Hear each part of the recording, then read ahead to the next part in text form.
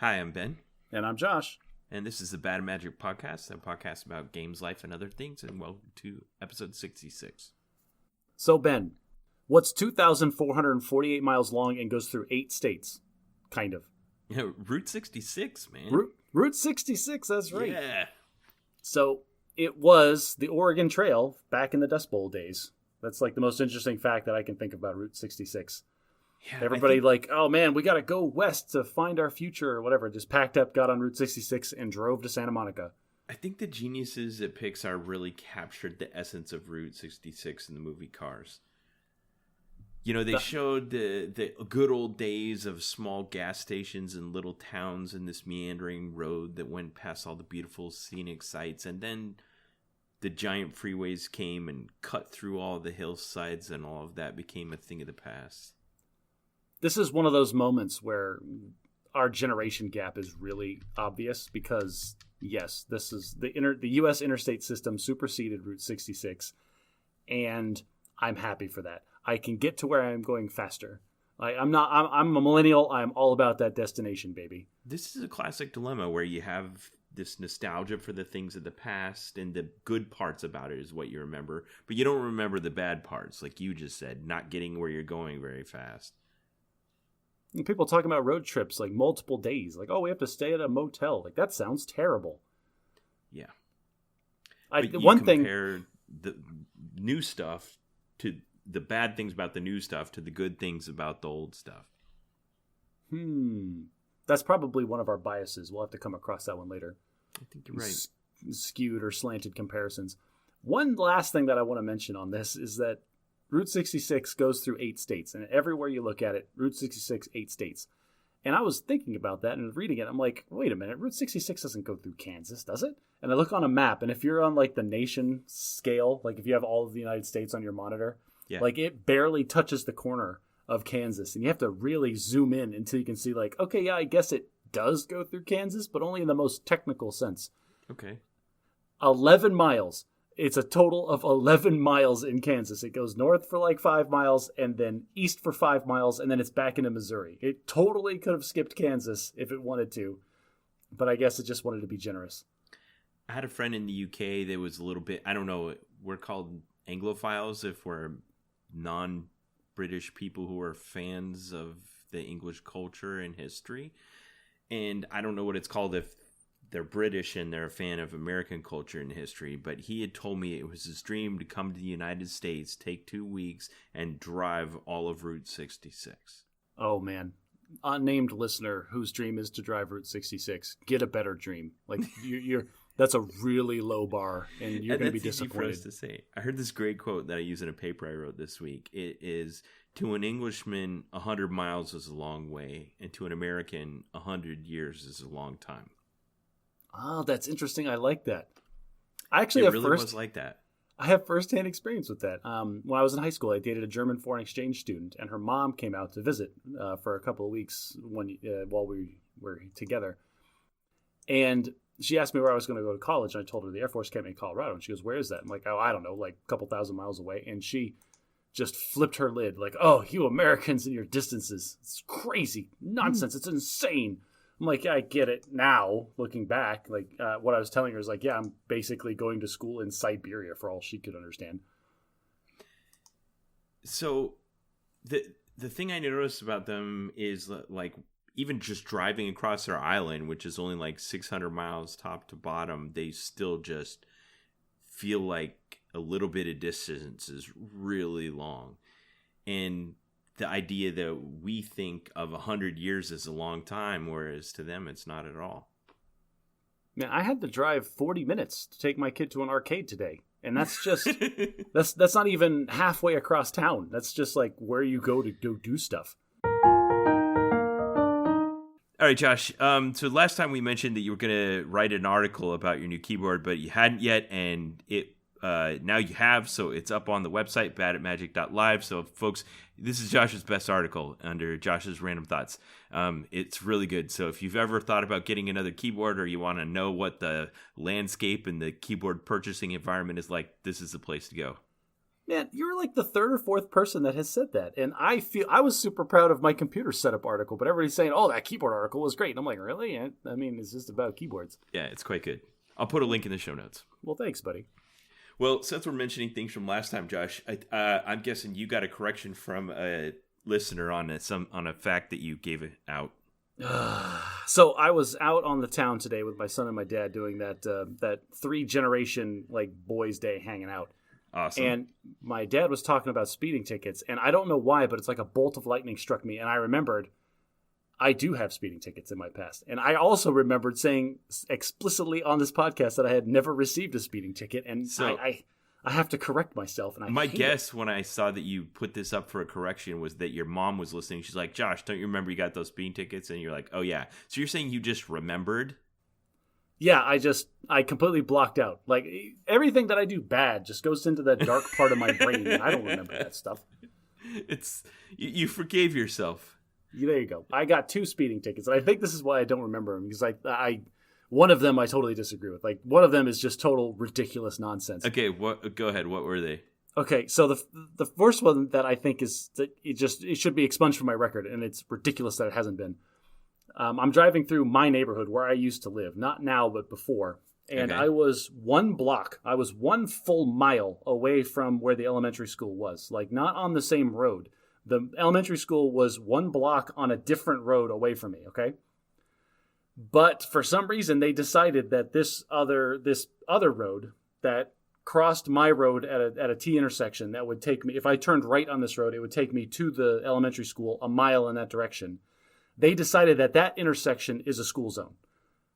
What? And so I was going through there at 40 miles an hour. It's normally a 35, but it was a school zone. So I'm supposed to be going 15, and I got clocked by a photo radar. Was it on a school day?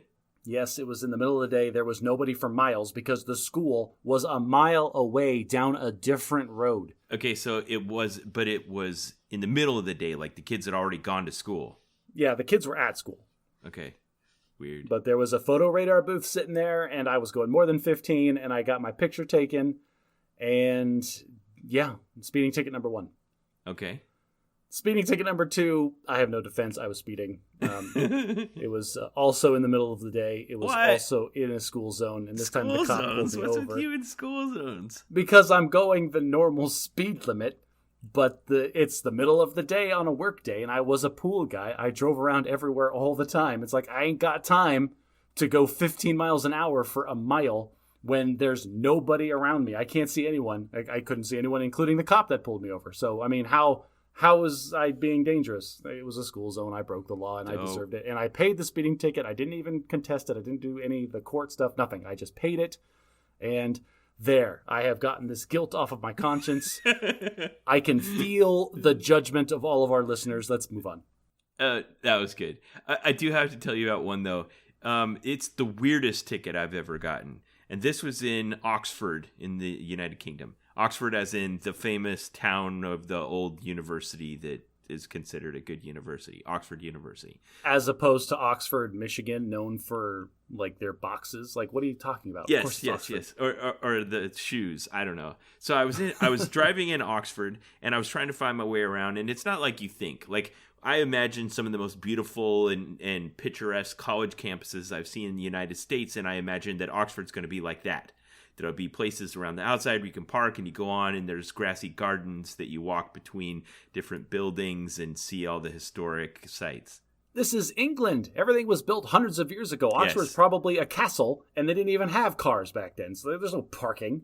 Right. And the town is just a town, and the colleges are kind of at different places in the town. The engineering college is in one part, and the English college is another part, and they're not connected. There's just a town in the middle of it.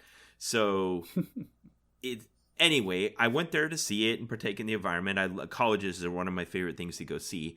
And I was driving through town, and I was trying to get from one of the campuses to another, one of the colleges to another. And my GPS was telling me where to go, and I followed it. And it was fine. I went and enjoyed my time in Oxford and went home. And like a week later, I got 3 tickets in the mail. And they were all pictures of my car in Oxford. And it was because I had driven in a, like, mass transit vehicle only zone.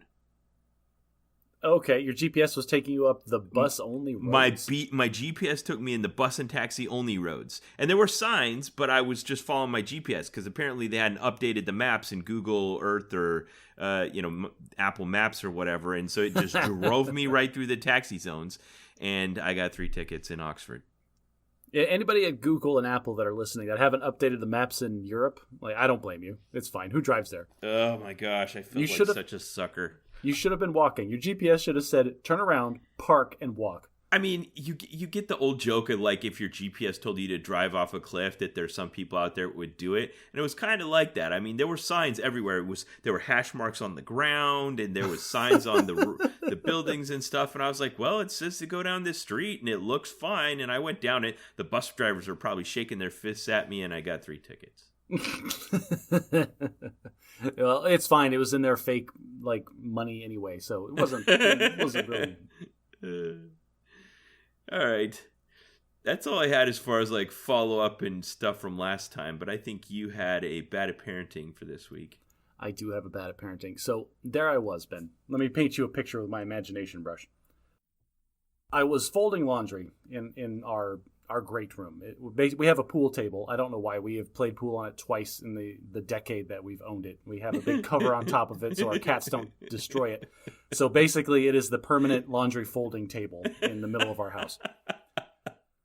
So I'm there folding a load of laundry, and my kids are watching Star Wars in the other room, okay? Yeah. And he's watching one of the good Clone Wars cartoons that came out when I was a lieutenant in the military. I don't know if you've seen these ones, the hand animated, not the CGI ones, but the hand animated Clone Wars cartoons. And I got caught up, and I'm slowly slowing down as I'm folding clothes to the point where I recognized at some point I had just stopped, and I was standing there watching the Clone Wars cartoon. And I was watching General Grievous, the robot with 4 arms, absolutely decimate 6 Jedi and their Padawans simultaneously. And this guy was like a wrecking ball. There's no stopping him. Yeah. And the Jedi were terrified before he showed up. And I was thinking to myself, Grievous was so awesome in these cartoons. Yeah, how did Obi-Wan take that guy on with one lightsaber, honestly? It was such a joke. He was such a joke in the movies, and it's so disappointing. But do not get me started. Spoilers for Star Wars, everyone. But I was watching this, I started a rant, and I'm like, man, you kids are so lucky. And my son paused it. He looked at me and goes, what do you mean? I'm like, you guys are you're tripping over Star Wars. You walk around this house and there's so much Star Wars to consume. When I was a kid, I had 3 Star Wars movies, and they were on VHS, and we only had 1 VCR in the house, and it was hooked up to the main TV, and I never got to go watch it because I was hitting him with all these 3-letter acronyms we probably didn't know. Well, not only that, but then I got 80% through it, and I realized, holy crap, I'm giving my kids an uphill both ways story about watching Star Wars. You totally were. I was. All right, I have to rewind your story a bit and pause you. Did you just say that you said to your son, you guys have it so lucky, and then your son paused his cartoon, stopped what he was doing, looked at you, and asked you a clarifying question? Is that what happened? That really happened to you in real life? You know what? Now that you're saying it to me, yes. My son is so spoiled by entertainment. He just knows that the entire universe of consumable media will wait on his every whim. Not that he was interested enough in what you had to say that he was willing to stop the continuity of the cartoon. Oh, no, I've beaten that into them. All right. Thou shalt look at me when I'm talking to you. Okay. It wasn't just that was an intriguing thing my dad just said. I want to know more about this. No, it was more, I need to pause this and look at him or I'm going to get in trouble. Oh, all right. Well, that was a lot lamer than I was expecting. And the funny thing is at the end, I was saying this rant and I had stopped, and my wife came in the room who are you talking to? I'm like, I am lecturing your children on how lucky they have it. And it just all was crashing down on me oh no, I've turned into my parents. So she didn't give you the reality check that you were giving them, the uphill both ways story?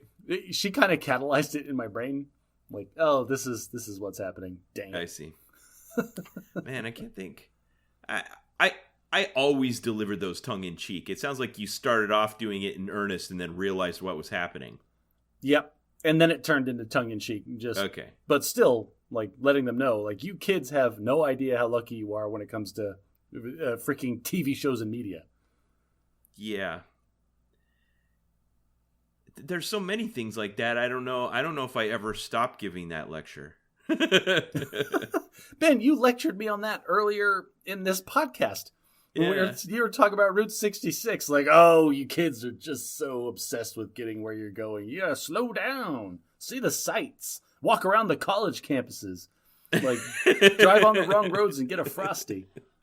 Yeah, like that. That sounds nice. It's funny because I'm married. My wife is also the, like, get where you're going person. She's just like, we gotta go. Like, pee in a cup. Like, we're getting there where we're going. Not really. She doesn't do that kind of thing. But I like to stop and be like, that looks interesting. Let's stop and look at that. Like, why are we in such a hurry to be at the destination? So this is the last big trip that we went on was a couple years ago, pre-COVID. We went to Legoland, and when we were going there, we were dead set focused. Like, we are getting to where we are going because that's where the fun is, and we are going to have all the fun. But on our way back, totally chill, totally different environment. We're going home. We're going to take it easy. This is the last bit of our vacation, so we're going to savor it. We stopped at an old retired airplane museum and saw a blackbird in the hangar, which was awesome. We stopped in this podunk town in the middle of absolutely nowhere and found the local restaurant and sat down and had a breakfast burrito and That's great. just really eased our way back home. I love that you're able to do those kinds of things, do both of those in the same trip and kind of change gears. It was really nice, yeah. It was my wife's idea. She's the one that comes up with all the great ideas. My parents are visiting from out of town right now, and we have this favorite little Cajun Southern Louisiana style cooking restaurant. It's way on the other side of town, and it's in this old converted service station that, like, used to be like an automotive garage with a gas station and stuff, and it's just completely converted, but it's very charming. And you go in and you just order, and then they call and you come pick up your food, and you get like shrimp with the head still on, and gumbo and jambalaya and beignets and all that kind of stuff. So we went to go down there tonight, and along the way there was cop cars everywhere. And I'm like, oh crap, I forgot. And they're like, what? I'm like, it's Mardi Gras, and we're in Louisiana. Your parents are in town, and you just forgot that the most interesting thing that happens in your state is happening? Yeah, well, we're new here, and the most we'd seen was the weird king cakes they have in the grocery store with the purple, yellow, and green icing on them, and apparently a little plastic baby Jesus baked in somewhere. So, Ben, I love you to death, buddy. You know I do. But this is one of those times where, like, you're always out there embracing life and just having all these great experiences. But, like, have you been topless in a Mardi Gras parade yet, covered in beads? So that was part of the dilemma that happened. So we started talking about, should we go see this Mardi Gras parade that's happening tonight that all the cop cars are going on for? We're like, I don't know. It just felt like a little bit too dangerous of a spontaneous thing to do.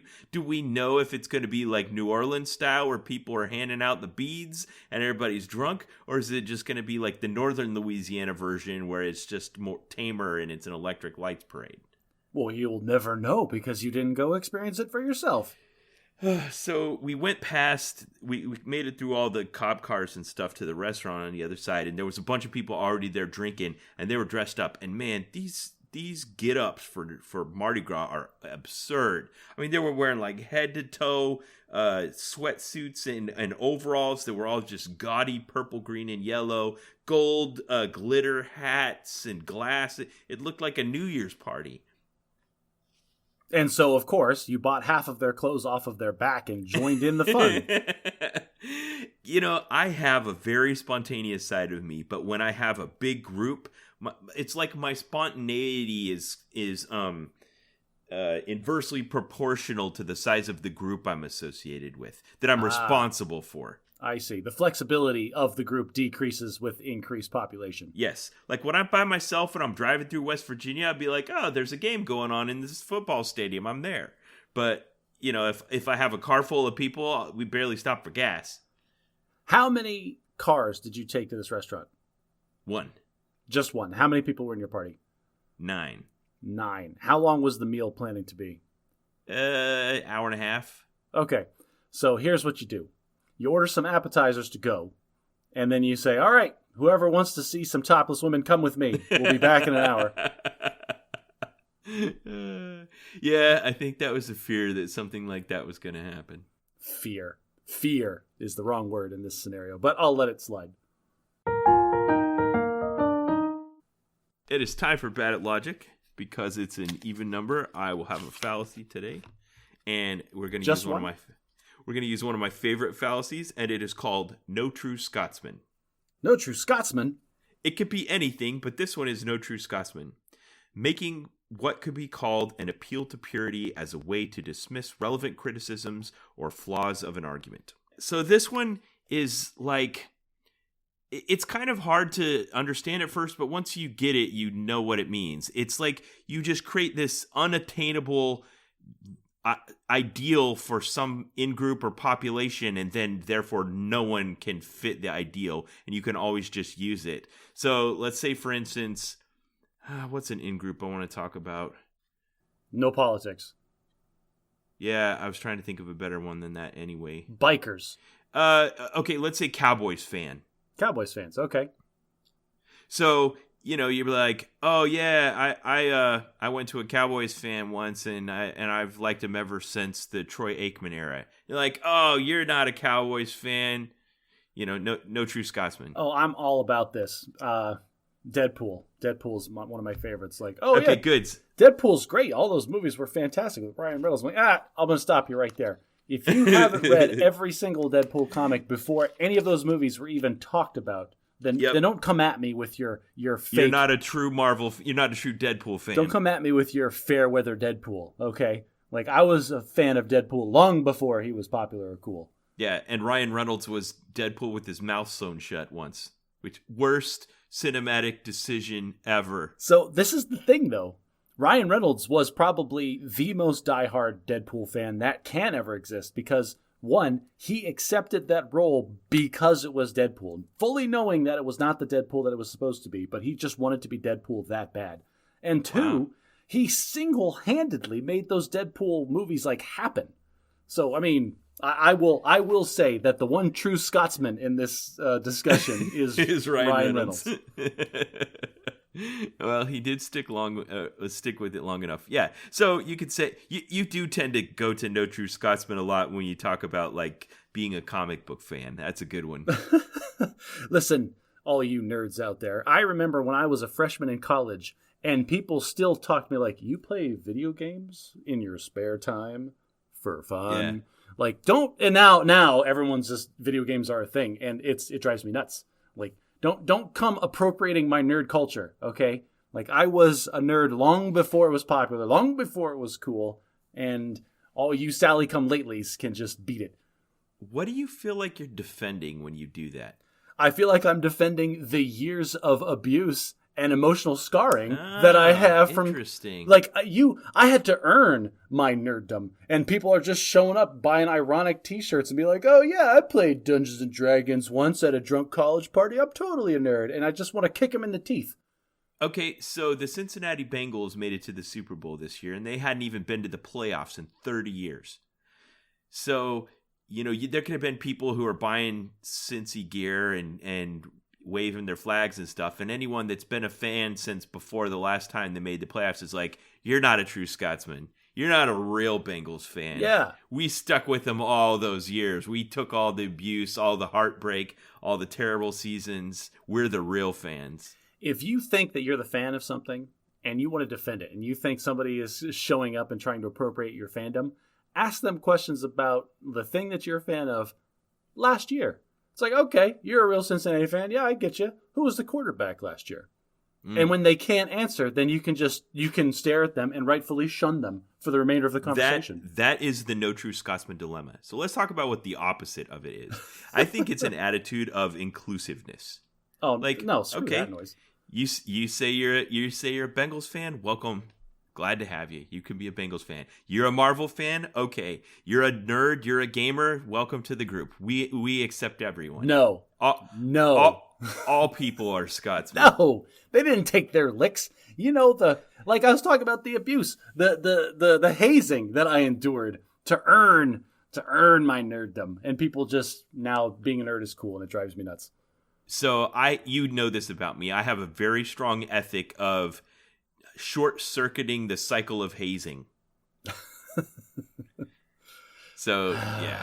All right, you want to be a Marvel fan, Ben? Are you a Marvel fan, Ben? Are you a real Marvel fan? Sure, I'm a Marvel fan. Go burn every DC property that you have in your house right now.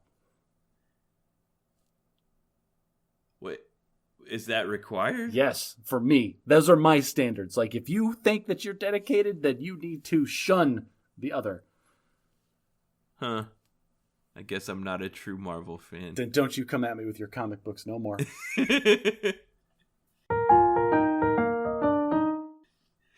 All right, for Bad at English today, Josh, I want to talk about something that I've kind of been teasing for a long time. And when you told the story last time about how you bought for your wife a birthday gift, a 1 square foot of land in Scotland, so that she is now a lady of ye old British Empire, it made me want to really get to the bottom of this issue. So let me tell you what it is. Okay. Americans kind of have this vague awareness that the Queen of England still knights people. But obviously, it doesn't mean anything like what it would have meant back in the days of chivalry, where a knight was necessarily someone of the physical abilities to defend the people with violence. Oh, dude. No, knights were like a collective group of that ascribed to a set of ideals to be better in chivalry. And okay, so don't make me go down this medieval nerddom. I know way more about this than I probably should. But I know what you're saying. Then there was knights, and then there was knights. Okay, so back to an American, 100 years is a long time. To a British person, 100 miles is a long way. So this is a great example. They've hung on to these things and kind of retained meaning, but have had to redefine them over the years as the old way of living in the medieval times no longer is relevant to today. So how do we still call people knights, and what does that mean? Okay, Ben, tell me, what does that mean? All right, so we were talking about this one time with my British friends, and I noticed that some of the people above me in the chain of command would put letters after their name that didn't have anything to do with the military, as far as I could tell. Okay. Are you aware of some of these letters? I'm aware of, I have letters at the end of my name. Like, people put certifications and diplomas and education and different things after their names as part of, like, identifying themselves as... Yes, like CPA. Yes, there you go. Okay, and we do that in America to kind of show that you've gotten a college degree, or that you've obtained a professional certification, or you've finished some rigorous course of study and residency, and you are now a medical doctor or a dentist or a certified public accountant, those kinds of things. Generally, that's what we utilize those for. Well, the British still have a system where they have basically kind of retained the past system of knights and chivalry, but now have a modern day iteration of it, and they use those letters after their names. There are like 10 orders of chivalry that still exist with various focuses, and one of the main ones is called the Order of the British Empire. And you can become a member of the... So there's 3 main ones. There's an MBE, an OBE, and a CBE. MBE stands for Member of the British Empire. OBE stands for Officer of the British Empire. And CBE is Commander of the British Empire. Now, just to give you an idea of how rare that is, there have only been 16 CBEs since the turn of the century. Well, that's outstanding. Like, this is... Like, less than 1 per year. I've got goosebumps. This is awesome. Please continue. Okay, so... They give these out for, let's see, these honors were created back in 1917 by King George V during World War I in order to reward civilians and servicemen for their contribution to the war effort. Nowadays, they recognize achievements or services to the community in any area. This can include the arts, charity, or education. And they're hierarchical. So a low-level achievement can get you an MBE, a higher level can get you an OBE, and the highest level can get you a CBE. Now, generally... it's considered par for the course if you become the equivalent of an 06 or a colonel that you get your OBE, and then that goes after your name. It only is announced twice a year in the London Gazette, which is the official newspaper of the Crown, on the Queen's birthday and her half birthday. So these come out twice a year. They come out with a list of nominees, and you can get your Order of the British Empire, Member of the British Empire, or Commander of the British Empire.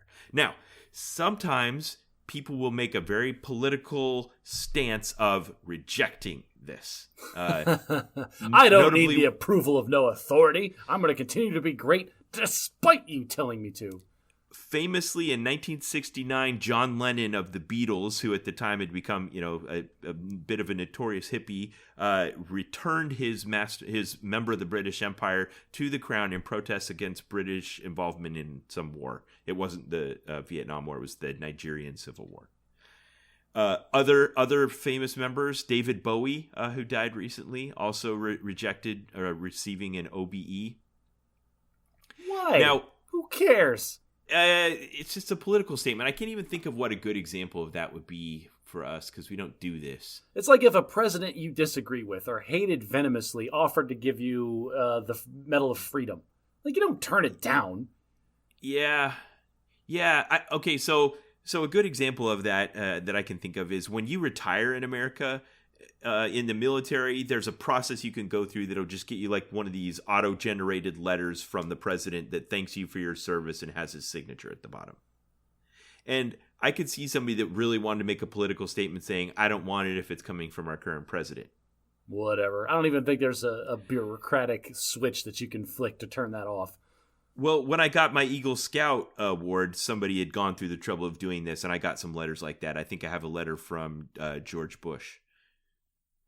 Cool. The first. Yeah. Okay. But it's nothing I would put in my signature block on my professional emails. But these, MBE, OBE, CB, they definitely put in their signature block after their name. If you get one of these, it goes in your signature block like for the rest of your life. It's a big deal. This is interesting. What are some things that we should be putting in our signature block that we don't? I think Eagle Scout is a legitimate accomplishment. I think people that are Eagle Scouts have put in a ton of time, effort, blood, sweat, and tears into achieving that. That should be part of their professional accreditation. Yeah, so there have been a lot of debates in the UK surrounding this because they feel like the remnants of these things also promote this classist conflict. I hope all of our listeners could hear my eye roll when it happened. Yeah. So then there's knighthood, which is similar, and it's along the same things. There's other orders. The British honors system has various orders, usually relating to the monarchy, military, and colonial officials, and that's where it gets a bit class warfare-y. Well, are we still considered the colonies? Have the British not recognized that the revolution is over now? Are we still colonial? Can I get recognized as a colonial person by the British Crown? So getting knighted is kind of above that. People can still become a sir. So it's sir if you're a knight and dame if you're a woman. So think of Elton John, who's now Sir Elton John, or Judi Dench, Dame Judi Dench. It refers to these orders of chivalry that you can get appointed to. I can't believe you didn't go with Patrick Stewart first. It's Sir Patrick Stewart. Okay, that's a great one.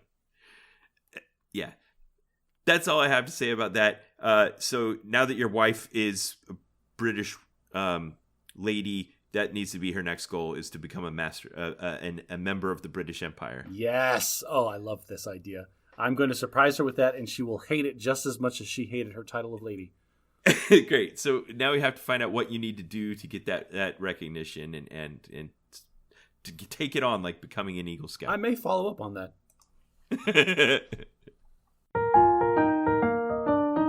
For our main segment this week, I sent you an article that was published in Task and Purpose, which is an online magazine focused mainly on the military community.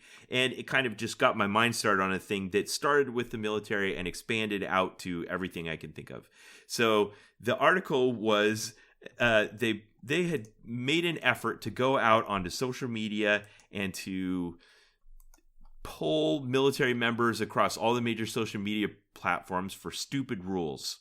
Yes, and it was just collecting all of the dumb things that military members have to live with. And I mean, it was a treasure trove of nostalgia in the worst way possible. So thank you for that, Ben. Yeah, you're welcome. So one thing people don't realize is that in personal employment, you have the right to work and you also have the right to quit. But in order for the military to function, it can't be that easy. You got to be able to tell someone to charge into mortal danger and they can't just say no. So we have the Uniform Code of Military Justice that when you join the military, you agree to sacrifice some of your personal freedoms.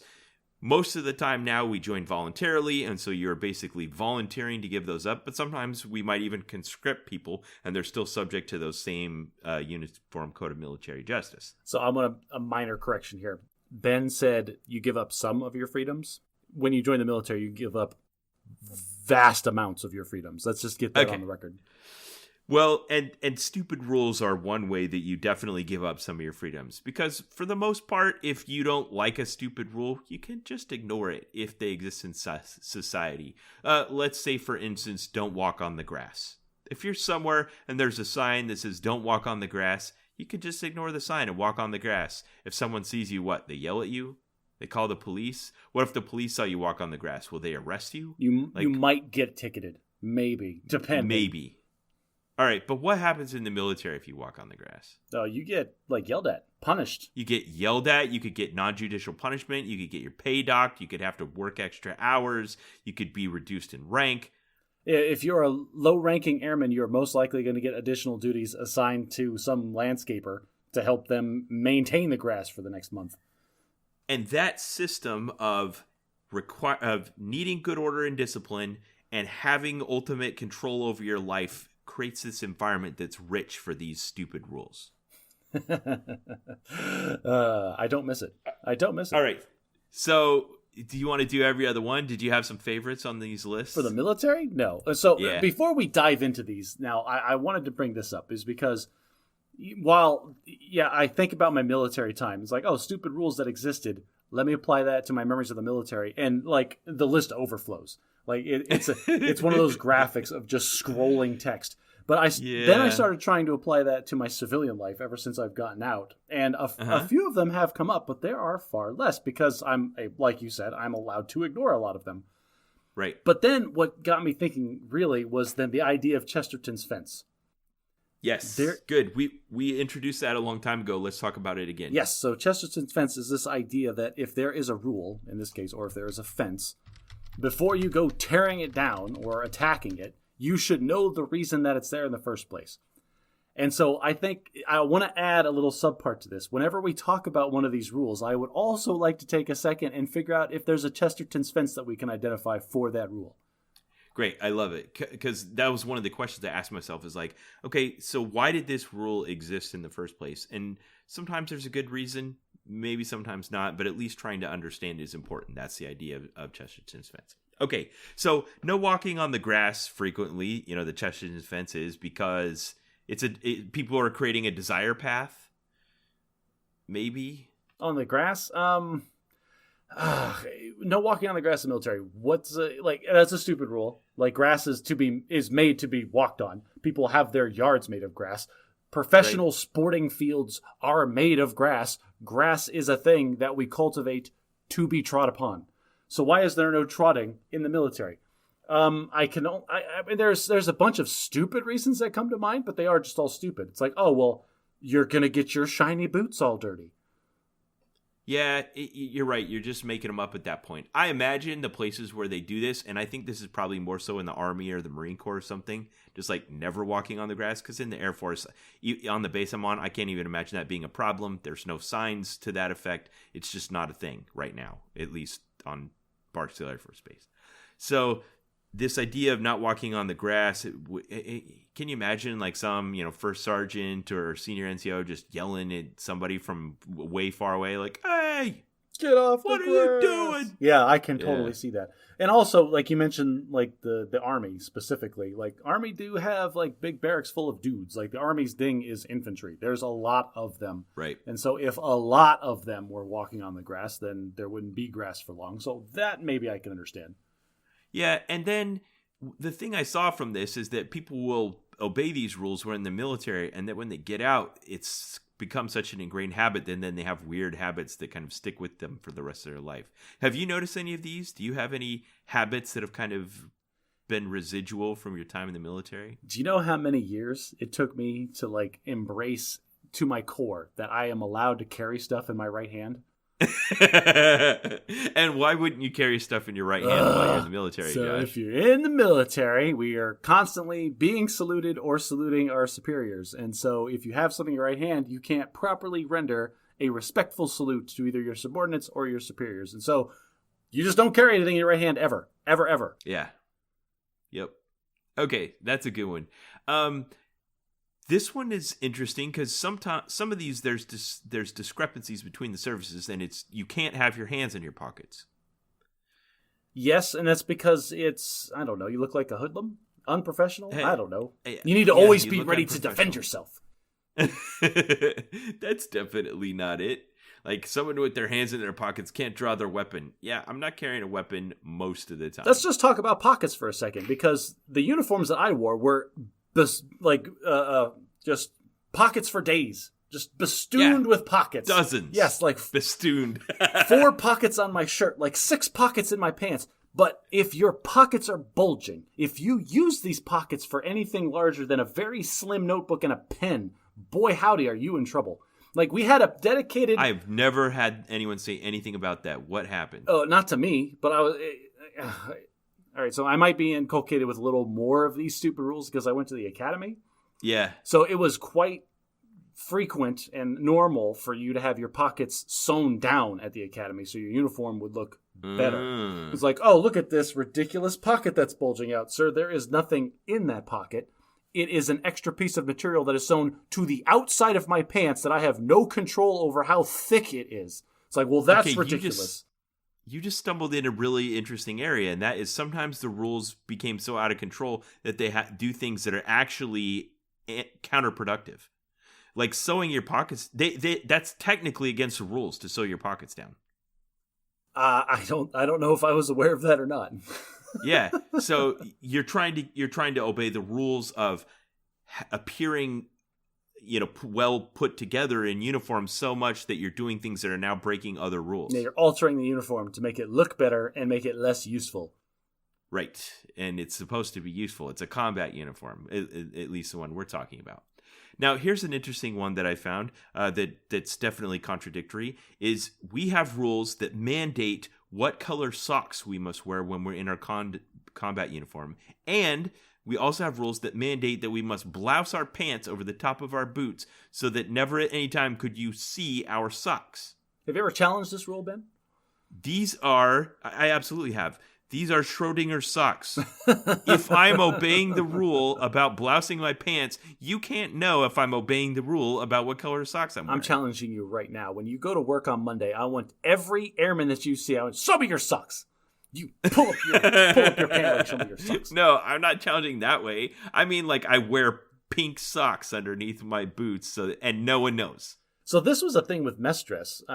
If you ever wore the mess dress like the tuxedo, it was very normal because it's like a really fancy ruffled shirt with like French cuffs, but it has to be crystal pure white, like white as Wait, you got to slow down a bit. So people that don't know, we have lots of military uniforms. We have our combat uniform, we have our service uniform, and then we have an extra fancy like formal dinner uniform that's called mess dress. It's fancy white shirt, bow tie, fancy jacket, fancy pants, fancy shoes, little medals, dangly. It's a military tuxedo. That's how you can think of it.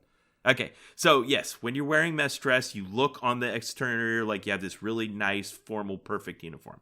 But it is very common, so common that you can go online and buy these things, that you can buy a mess dress shirt that has the crystal pure white as snow cuffs, collar, and ruffles down the front center where it's going to show.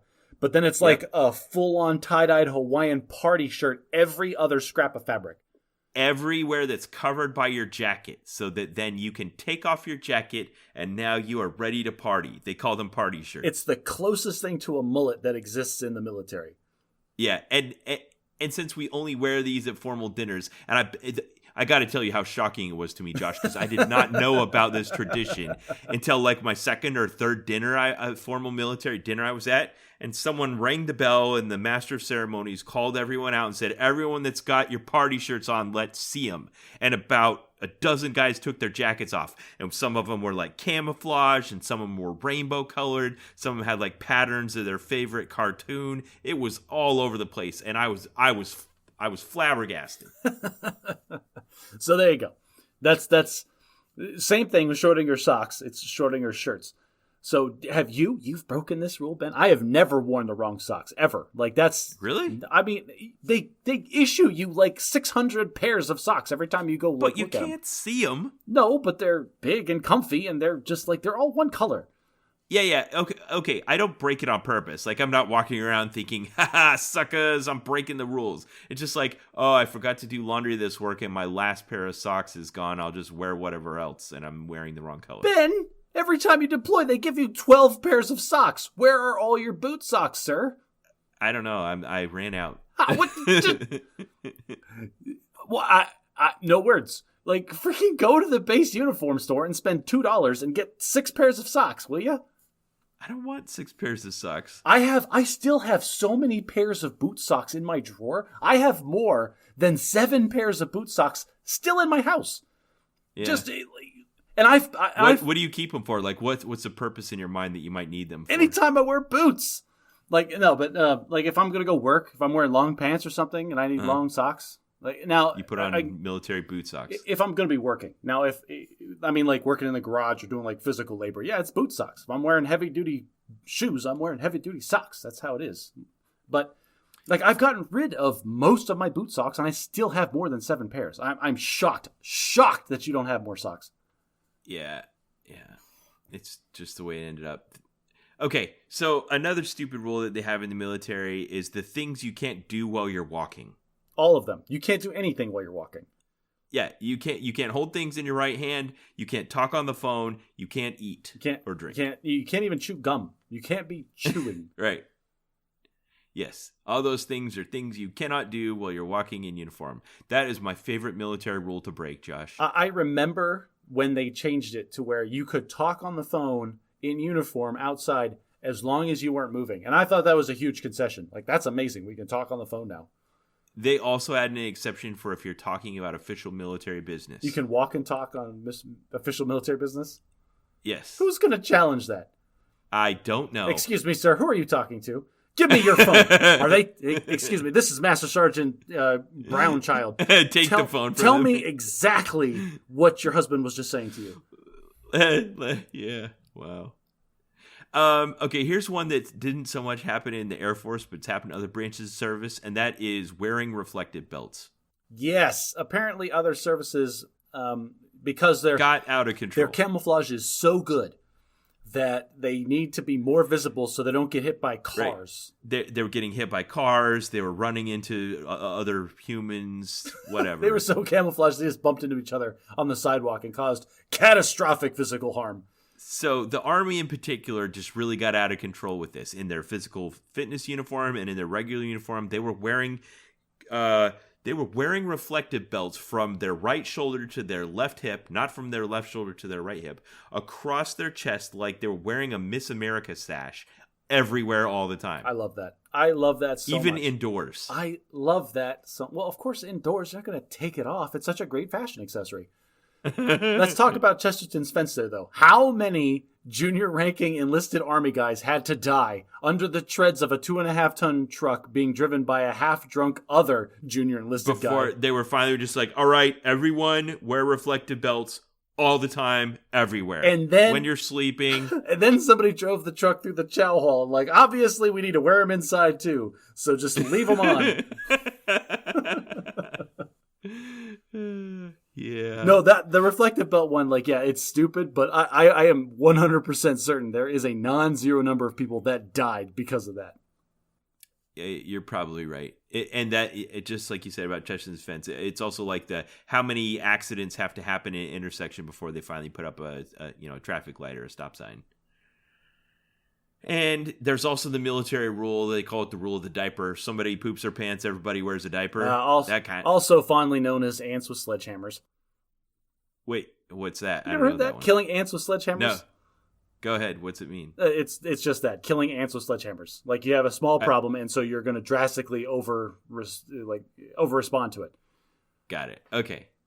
Yeah, and these dumb rules also extend into the military physical fitness uniforms. It's mostly supposed to be comfortable clothing so that you can freely participate in, outdoor exercise without getting overheated and chafing, at the critical areas of your body.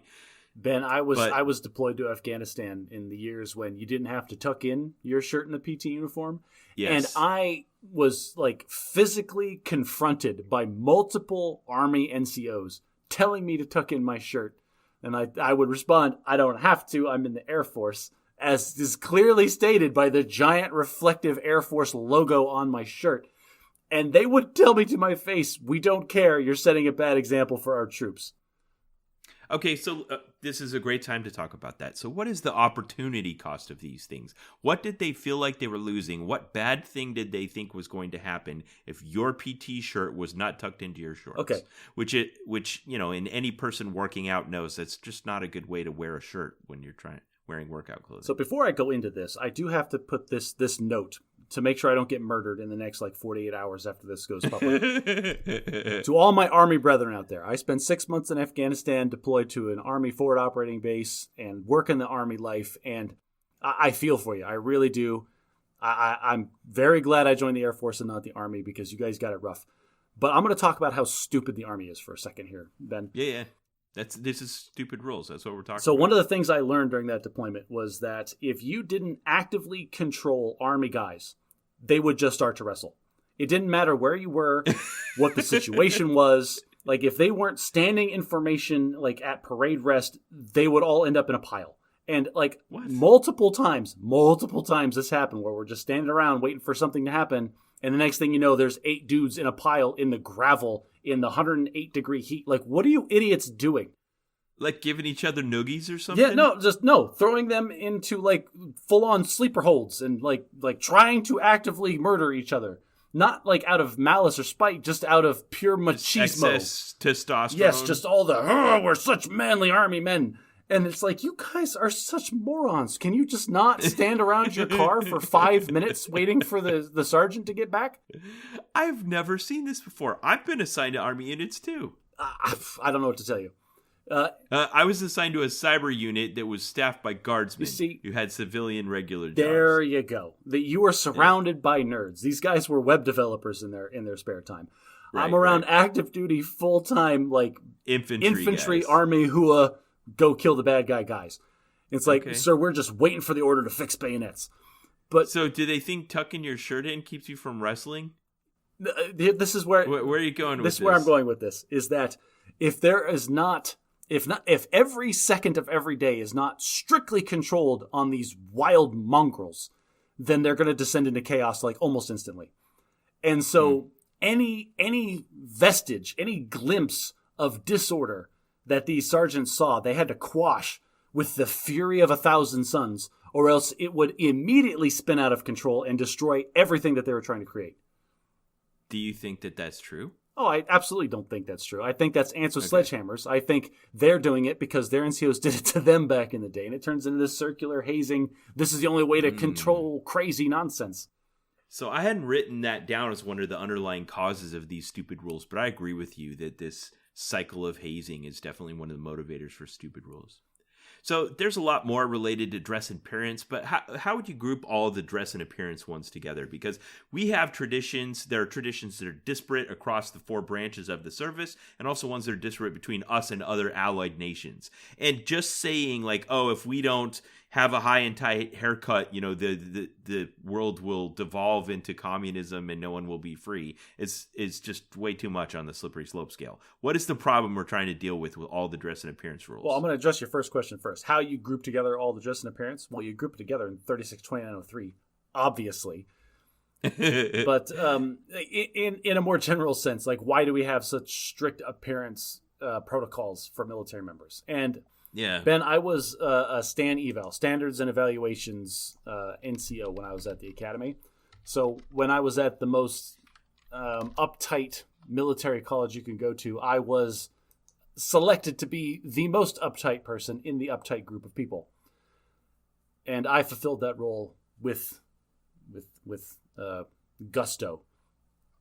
And every time people would ask, why are we so hard on the uniform stuff?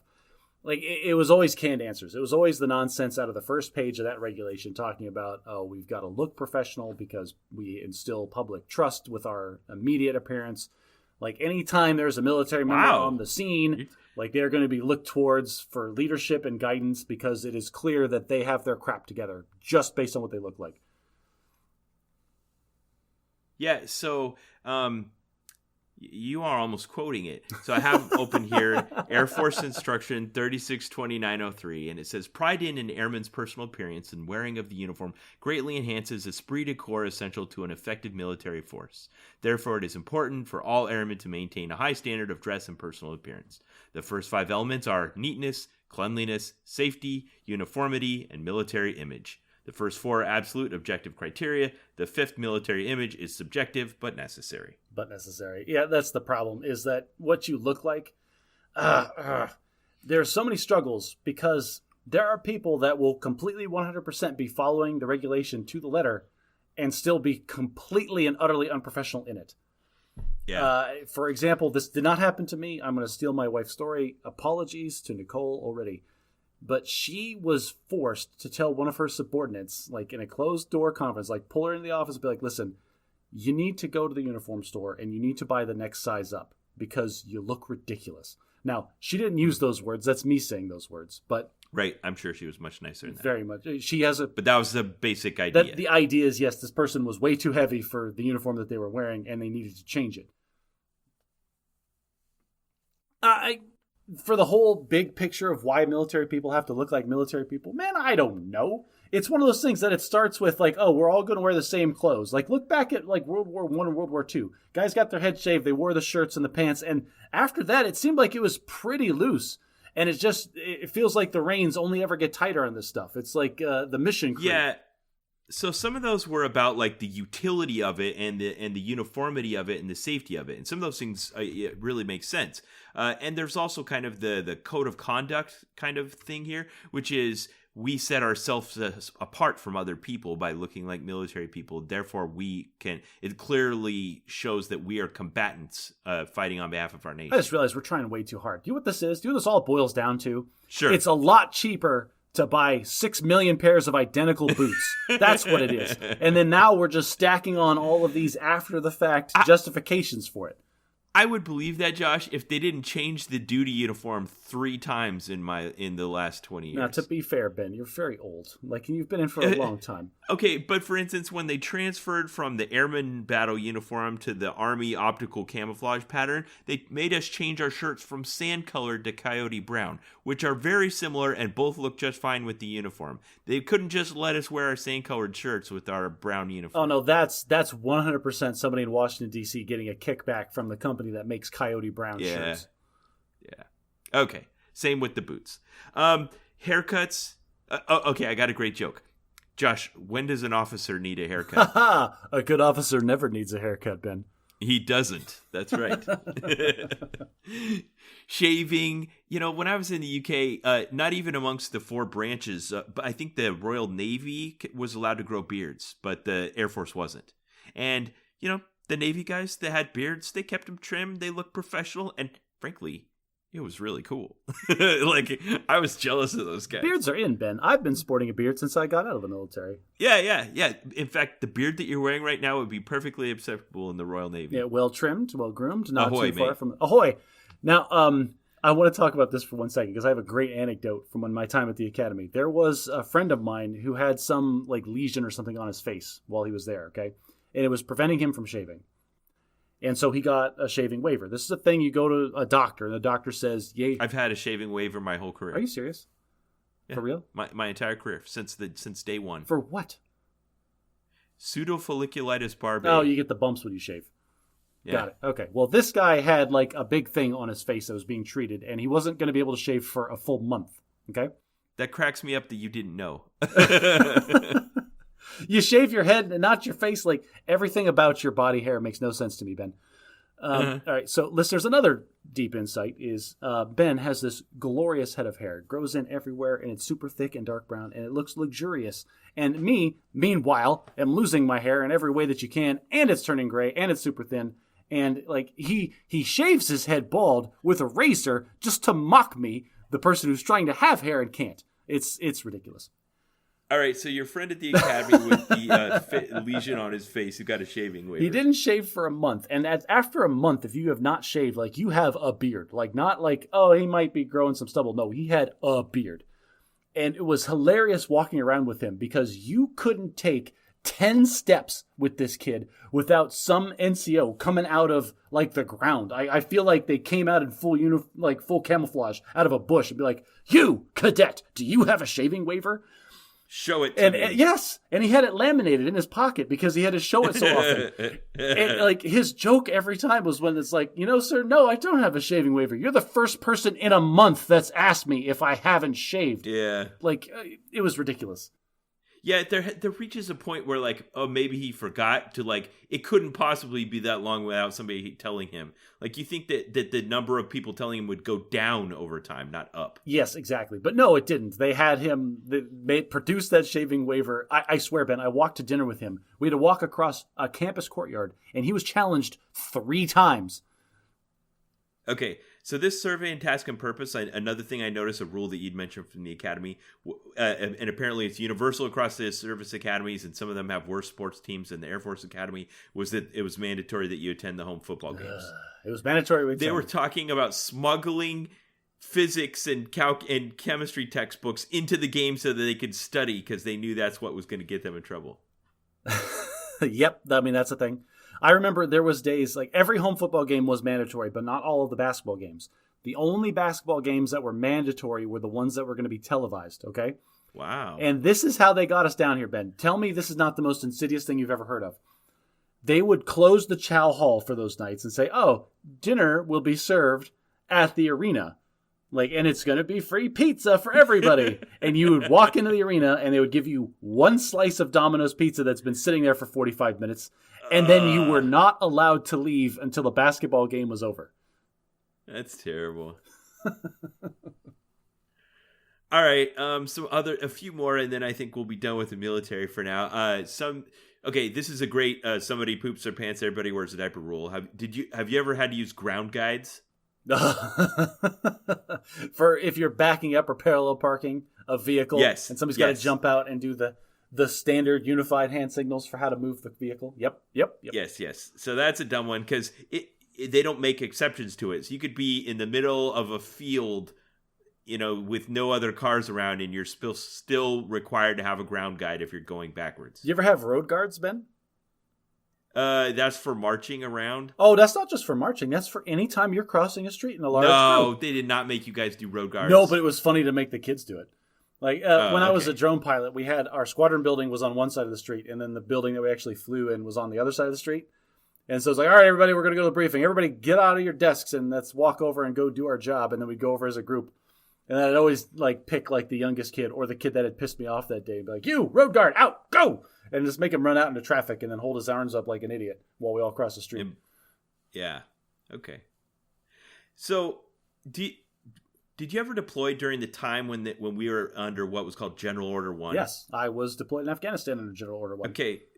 So the tenets of General Order 1 were kind of around, I think, preventing stupid things that someone had done at some point in the past, and they just felt like it was too distracting. Like, hey, we're over there in the Middle East trying to fight a war, and people keep, I don't know, raping each other and doing drugs, and that needs to stop. So we're going to make all these rules about how it's illegal to do those things, but then they made more rules around those rules until it just reached a point of ridiculousness. Yeah, so for everybody that's not in the military, General Order 1, that sounds big, right? That sounds like something you'd see on a movie. Yeah. Like, oh, execute General Order 1.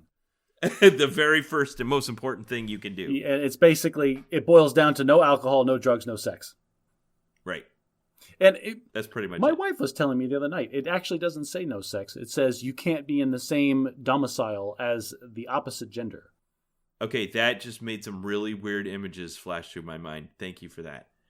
What? Okay, so at the... Like two people meeting at the threshold of a domicile where only parts of them are touching and they're technically not in the same room.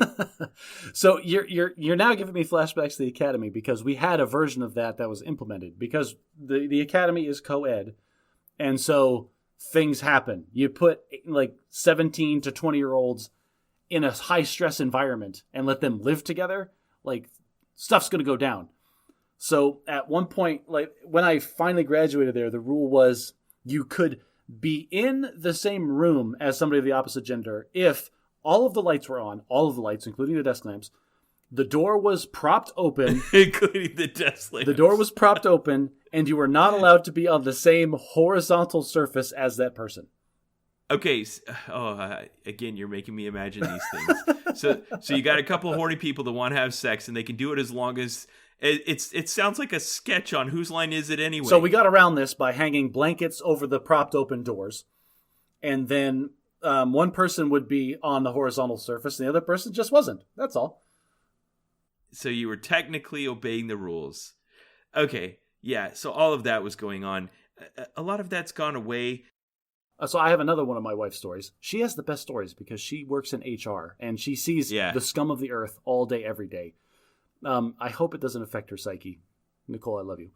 But there's one story that is just stands out to me. Is she was one of the personnelists that was in charge of the Air Force people that were assigned to the Army downrange. Okay, right. And one of the problems was they had, I think it was 5 or 6 female Air Force members that were assigned to an Army unit, and they were given a tent, and it's standard. Like everybody just lives in these tents. Right.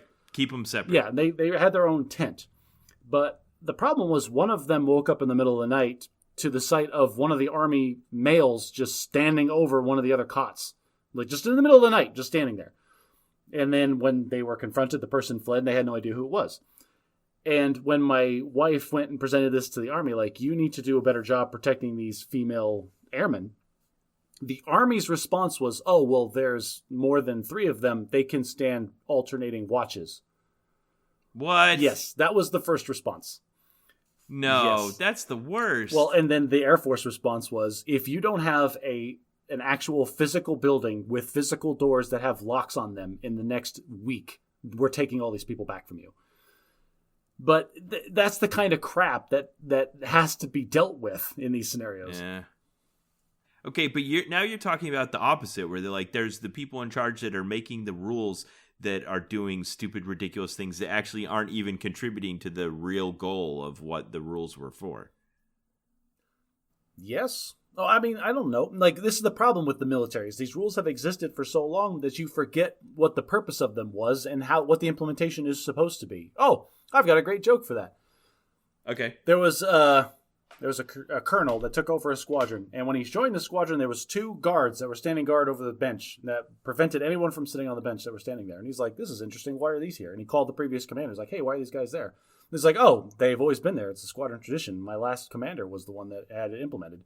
So he tracked down the previous commander. The guy's in 06 now. Calls him like, hey, sir, why do we have people guarding the bench? Oh, it had always been that way. The commander that I had was guarding that bench too.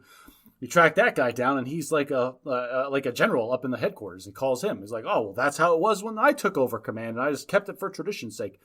And he tracked down that guy's commander, who was an old retired 4-star, and he calls the guy up in his nursing home in Florida, and he's like, sir, thank you for your service, but why did you have the bench guarded outside the building? And then the old retired general goes, what, is the paint still wet?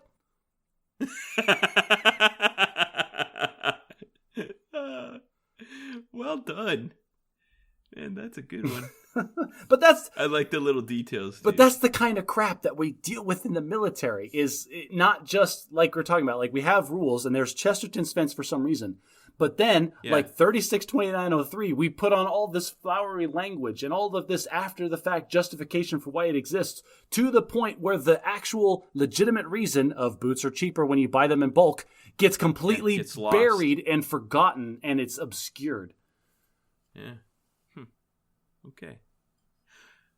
Let's put the military aside for a minute. You mentioned that when you considered this topic, you asked yourself, what are some of the stupid rules I face now that I'm out of the military? What did you think of? I have just a handful, and they're not very good, because most of the time in the civilian world, like, if there's a stupid rule in the way, people find ways around it, or they get rid of it, because money's on the line, and people make good decisions when money's on the line.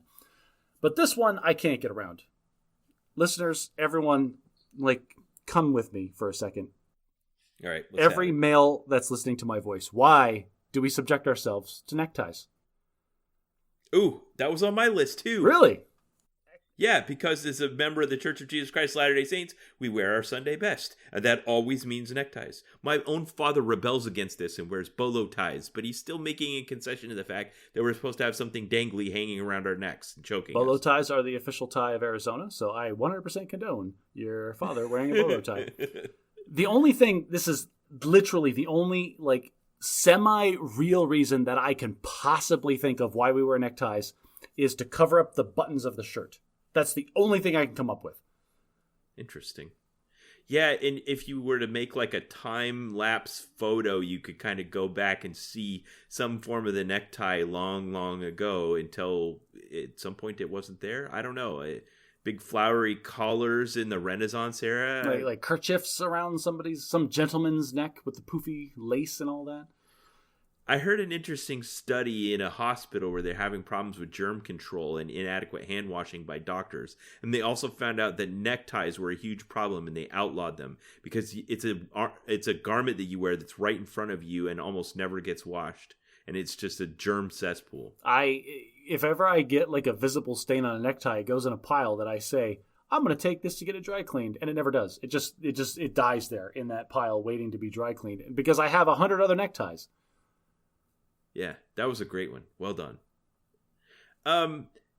Any others that you thought of from me? It sounds like you're gently prompting me because you were talking so long that you just want to break. That's fine. I can talk about more. So let's talk about professional writing for a second. Ben, I don't talk the way that I write. Okay. In my accounting firm of 5 people now, I am the one that writes most of the mass distributed documents and things that go out to our clients because as a previous military member, I have a lot of experience writing crap that sounds flowery and nice but doesn't mean a whole lot. But this is not just limited to the military. It's all professional writing. If you look at the way people talk, like you can pick any academic expert on anything and read one of their papers and then watch one of their TED Talks. Yeah, they still talk like an educated, well-spoken person, but nothing like the way they write.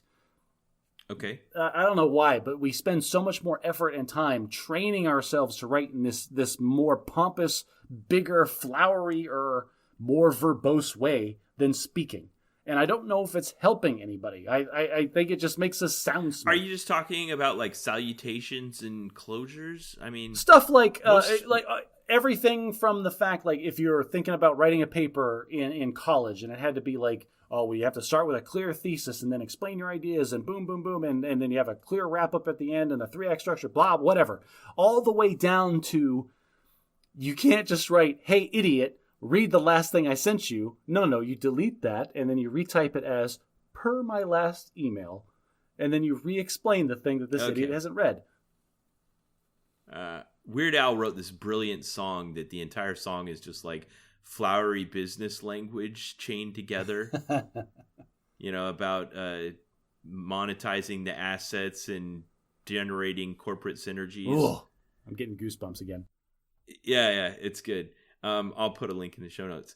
But I feel like I have been able to adapt all those rules that you told me that you just talked about into just effective functional communication. Like most of the time when I send an email, other than the fact that it's got like my signature block on it, I use an appropriate greeting, a functional message that's kind of clearly states what I'm asking for, maybe makes a little bit of a poop sandwich, and then appropriate closing statement and fills the purpose. Try not to make it too long, get the job done, communicate clearly. I don't know. I don't get it. Give me an example of a transaction you have to do as an accountant where what you would have to write would be overly flowery, and if you were to call them and make that same transaction over the phone, it would be different. I had a client where I'm going to do their business tax return for their S Corp, which is, I'm not going to get into, you get all your military acronyms, and I get all my accounting acronyms. Haha. They owe 2 tax returns, a business tax return and a personal tax return. And I've got to do their business one. And I need specific information from their business. And I go into their accounting software and it's a mess. Like they haven't updated it in a couple of months. There's things that are in the wrong place. Like I can tell at a glance that if I was to use the numbers that this is spitting out at me right now, I would be misreporting their income to the IRS by tens of thousands of dollars. Okay. And so I've got to write them an email, because because it was Saturday and I work on Saturdays during tax season. I'm not going to call them. Right. They're not going to be in the office. Well, yeah, and I'm not calling anybody on the weekend. I'm not like, one, I'm not intruding on your time on the weekend. I don't want people to intrude on my time on the weekend. And two, I don't want to talk to people on the weekend. Like, I don't want to talk to people ever. Like, emails, just email, text me. Ugh, just text me. That was such a great, succinct example. But wouldn't it be easier to call them? Not on a Saturday. I'm not going to call them on a Saturday. So I had to spend time writing an email. It's multiple lines explaining, hey, these are some of the examples that I saw of things. This is why they could be impactful. Here are the steps that we need to take to get it all cleaned up. Here's what the cost is going to be. Here are the next steps. This is what I need from you next. Sincerely, whatever. If I had called them and be like, hey, we need to clean all this stuff up, it's going to be this much. Got it. Okay. Yeah, I'm on board with that one. You know, while you were talking about it, it reminded me of some of the areas in our society where we have these remnants of the past that we can't quite purge, even though we've transformed and changed. I was taking my writing class this week, and I got to the second to last unit, and it was telling, hey, you want to get started as a writer now that you've practiced all these skills and theory, you want to put it to work, and you've written a good essay, and you want to submit it to a professional journal. Here's what you do. You write a cover letter that's on letterhead and has a formal salutation and a greeting and all this stuff, and you put it in an envelope and you lick a stamp and you send it to them and you wait 4 weeks and then you send them another letter. And I'm like, you got to be kidding me. Like, I'm not doing this. Well, that's right. Just talking about that, you said 2 words that make me realize another thing that exists in the world that is just stupid. Let's talk about cover letters and resumes, like the whole process that you go through selling this fake version of yourself to an employer in hopes that they will pay you to do a job. And another one that made me think of that is all the traditions surrounding weddings. Oh, don't know. Oh, okay. Hang on. That we send written invitations in the mail, and then you have to send written thank you notes and all those kinds of things. When for anything else in our life, even of equivalent magnitude, we don't do those. We don't do that. Okay, stuff. Now don't you start on weddings. Like, I'm a big fan of weddings. Like, weddings are prom for adults, so I don't I want that extra pomp. I like that prom for adults. Imagine if you were a high schooler and you wanted to invite a girl to prom and you had to send her an invitation in the mail. No, but imagine if you had to buy her a specific kind of flower arrangement that you then put on her wrist that is a matching thing on your jacket. That's a thing that you do. And so you give her a corsage. Now imagine that after the prom, she has to send you a thank you note, thanking you for the corsage, the awkward petting, and the broken heel on her shoe or whatever. Ben, did you not get a thank you note for your prom date?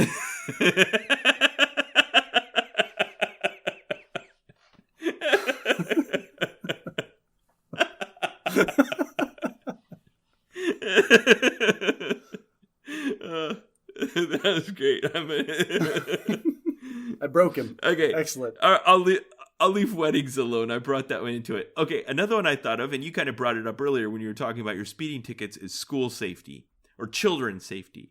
You know, the way I described it to my mom when we were talking about this is if you could take a time-lapse photo of the stereotypical children's playground and you go back 5 decades. That's a great example.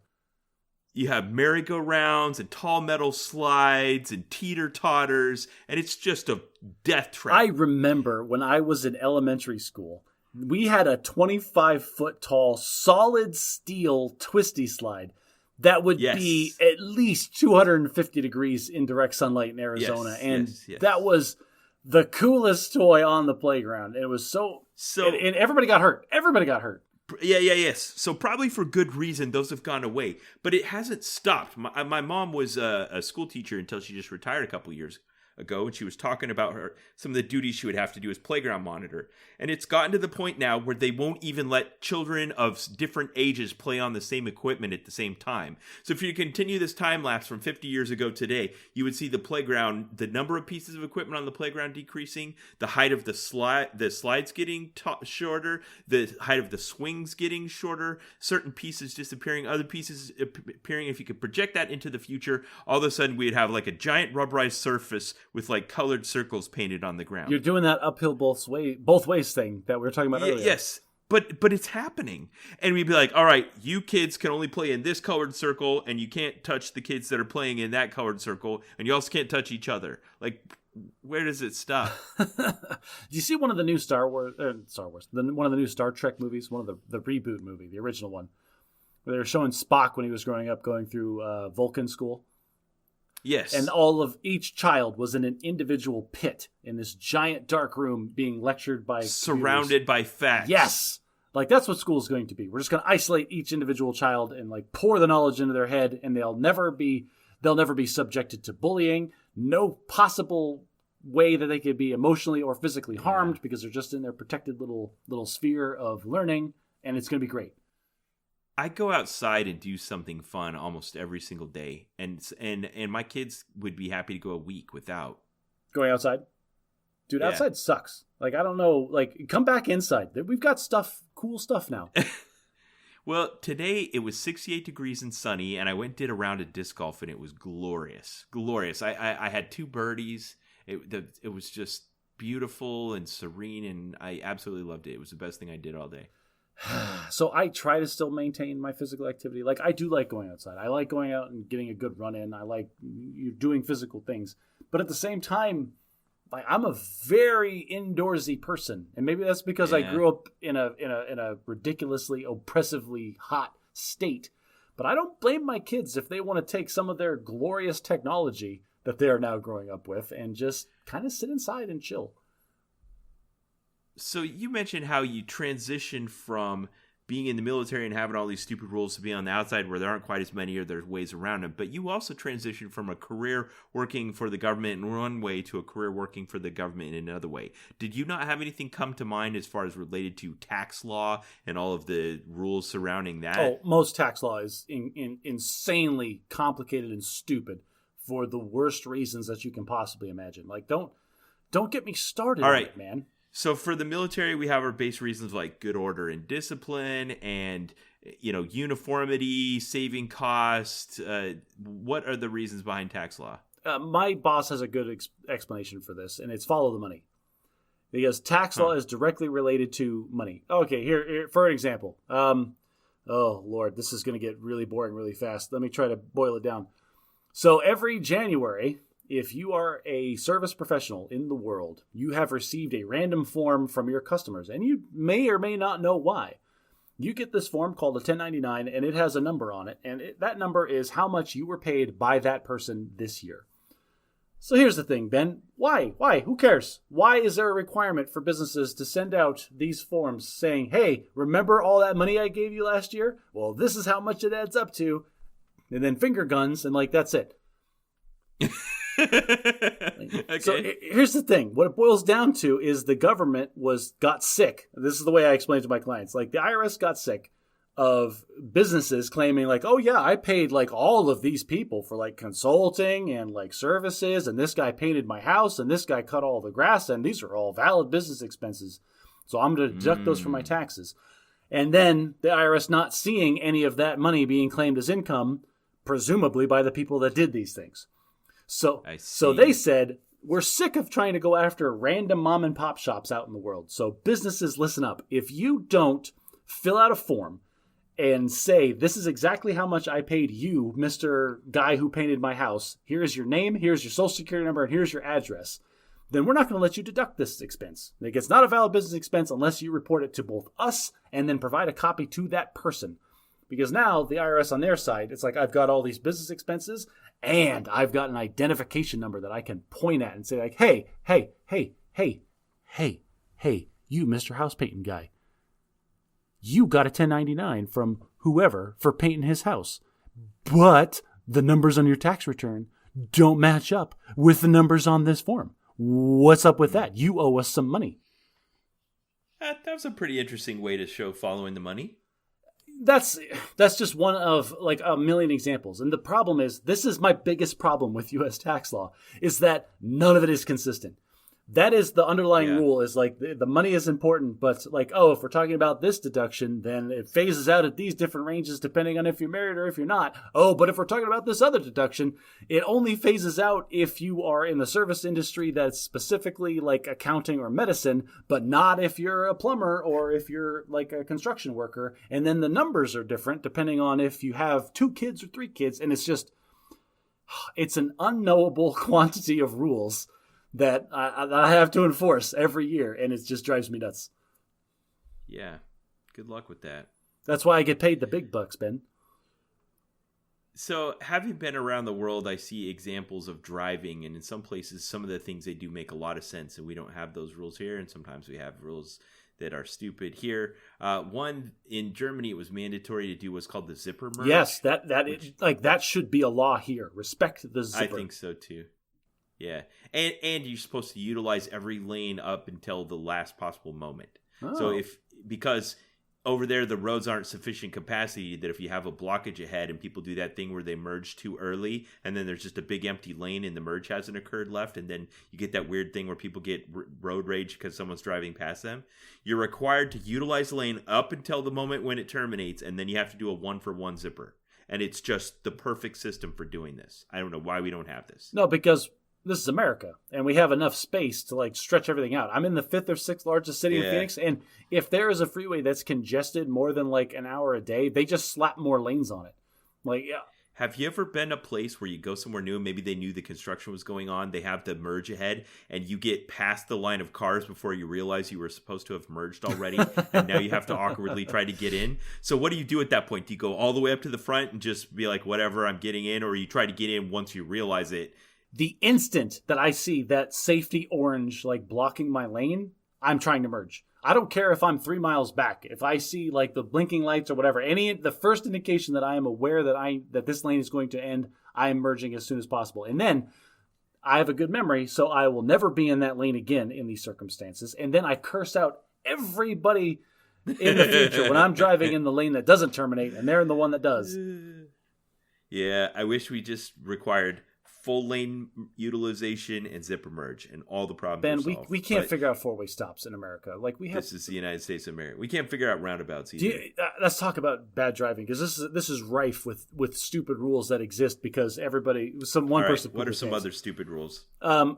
Before we get into stupid rules, I've heard this before. Europeans have said that the only thing of value that Americans have contributed to global society is turning right on a red light.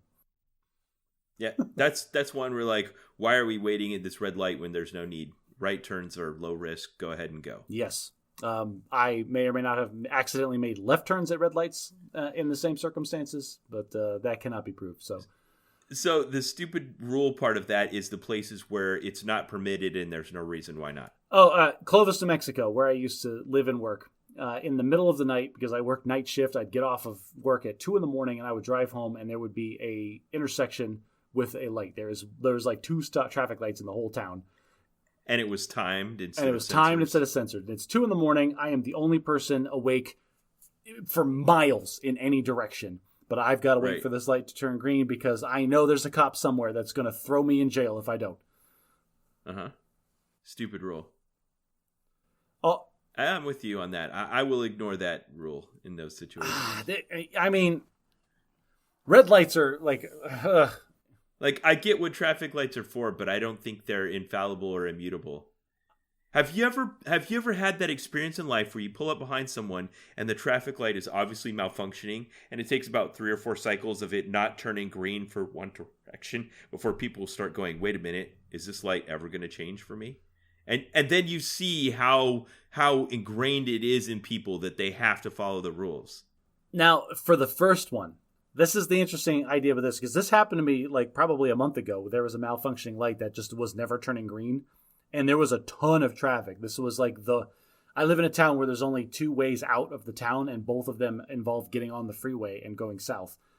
And so there's 2 lanes of traffic that are backed up, tons of cars waiting to get on the freeway, and the light that lets us onto the freeway is malfunctioning and just staying red solid, and there is no traffic coming from any other direction. And here's the thing. Exactly what you said happened for the first guy. He sat there way longer than he should have. Multiple minutes went by. And this light is usually pretty quick, so it was clear that it was broken. And then finally, he timidly creeped out a few feet, and then a few more feet, and then finally just gunned it and shot through the intersection.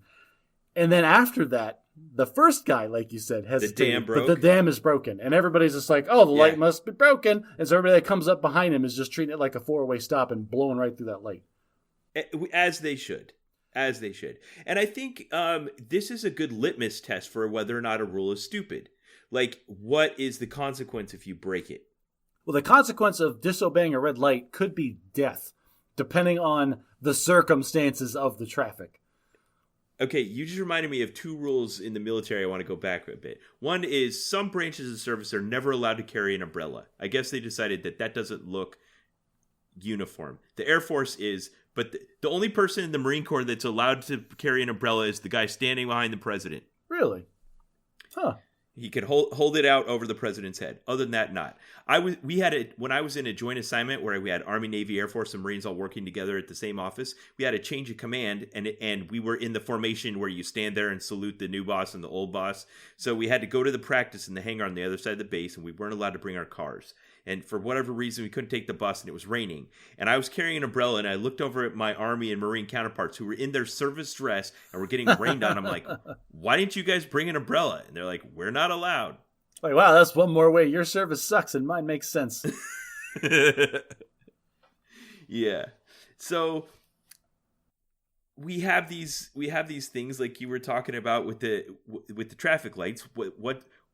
If you're not allowed to carry an umbrella and then you need one and you don't have it, it just sucks and it's terrible. And if you always stop for a red light, but then there's a problem where stopping for a red light doesn't make sense, are we able to break it? So here's the thing: is because there's a reason that there's a red light here. Yes, in the circumstances that I was in, there was no traffic coming the other directions, and so it was fine to treat it like a 4-way stop. You roll up, you look at the light, and then you go. Here's the problem: the people that are coming the other directions don't know the light is broken. All they know is they've got a green light and they've got the right of way, and that's when things it could be a big that's problem. when things fall apart. Is because everybody that's in this line is like, oh, the light's broken. I'm just going to blow through this whole thing.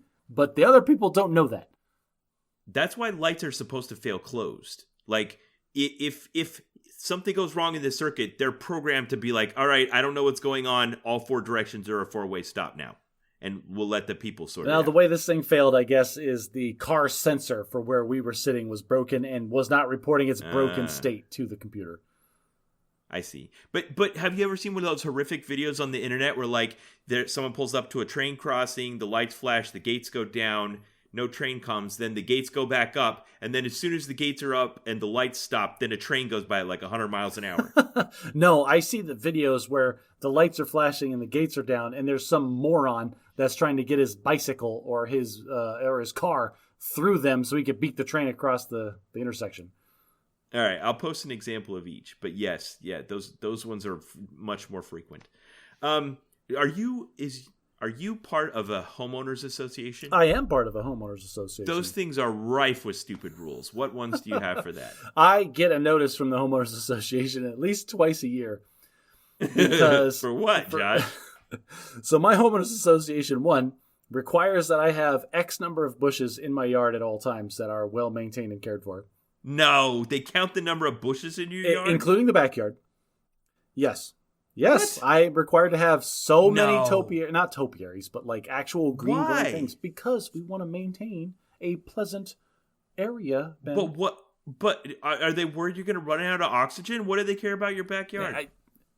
We're talking about stupid rules. I'm not defending the stupid rules. Okay, you're right. That is a great example. That's not even the stupid rule. Like, the one that I get notified on is not the bushes. I have the requisite number of bushes. Like, count my flare. I have 36 pieces of flare. But they want all the bushes to be green and growing. And sometimes there is a green bush that is green and grows a little too much. And you can't clearly identify my house number from the street. And that's sacrilegious. And so I get a notice like, hey, Mr. Person at this house, I can't read your house number. How dare you? Trim that bush. Wow. Okay. Well, those are stupid rules. I don't know. I'm a renter, so I don't know if there is a homeowners association. I guess I'm complying enough that no one's giving me angry letters. Nice. Homeowners associations are really stupid. Yes. We also have a pallet. There is all the local paint stores. If you go there, they have like a little display that is set up that was made for them by the homeowners association, outlining the exact shades and the groupings of the shades that you're allowed to have in your house if you're going to paint it. Wow. Well, at least they're helping you obey the stupid rules in a way that will comply. It's the worst when, like, the local, an example is kids' school supply things. They're like, you have to get a 3-ring binder, but it can't have D-shaped rings and it has to hinge on the side. And then you go to like 3 stores in the local area and none of them have it. So you just get the closest thing. You're like, nope, you got the wrong thing. And that's when you call the teacher and it's like, oh, I'm sorry. I didn't realize you had any level of authority over me whatsoever. My son has the thing. Stop calling me. Yeah, I feel bad when my kid becomes the punching bag for that kind of stuff. The pariah, like in the classroom. Yes. Like, is his 3rd or 4th grade teacher looking down at him? It's like, your parents don't love you enough to get the correct school supplies. Well, but like you said, if the homeowners association is going to require that, then they set up a cooperative with the local home improvement store and made it easy for you to comply. That's great. Like, I love when I go to the local store to buy the kids' school supplies and they have it all set aside and say, here's what you need for this school. Yeah, but it's slightly annoying when you go to the home improvement store and they have every shade of color imaginable to the human imagination and some that you can't conceive of. You can only choose from. Oh wait, hang on a second. You live in that town. Okay, no, you have this. You can select everything on this shelf between the chiclets and the erasers. Like, it's the Model T Ford of home numbers. One more stupid homeowner association while we're on the topic. There was a huge to do a couple years back. Like, it was the gossip in town because the homeowners association was trying to crack down on a guy because he had. There's a lot of people in their backyards. They have those hanging lights, and you've seen them. You have like steel cable, whatever, and they have really nice lights that run on the steel cable. My parents have them. I love them. Oh, it's great. Outdoor illumination is just so nice out there. And they were getting on this person because, one, they were in his backyard, but you can see them from the front of his house. And 2, they were calling them holiday lights that he had to take down because we have very strict times when we are allowed to have holiday lights up.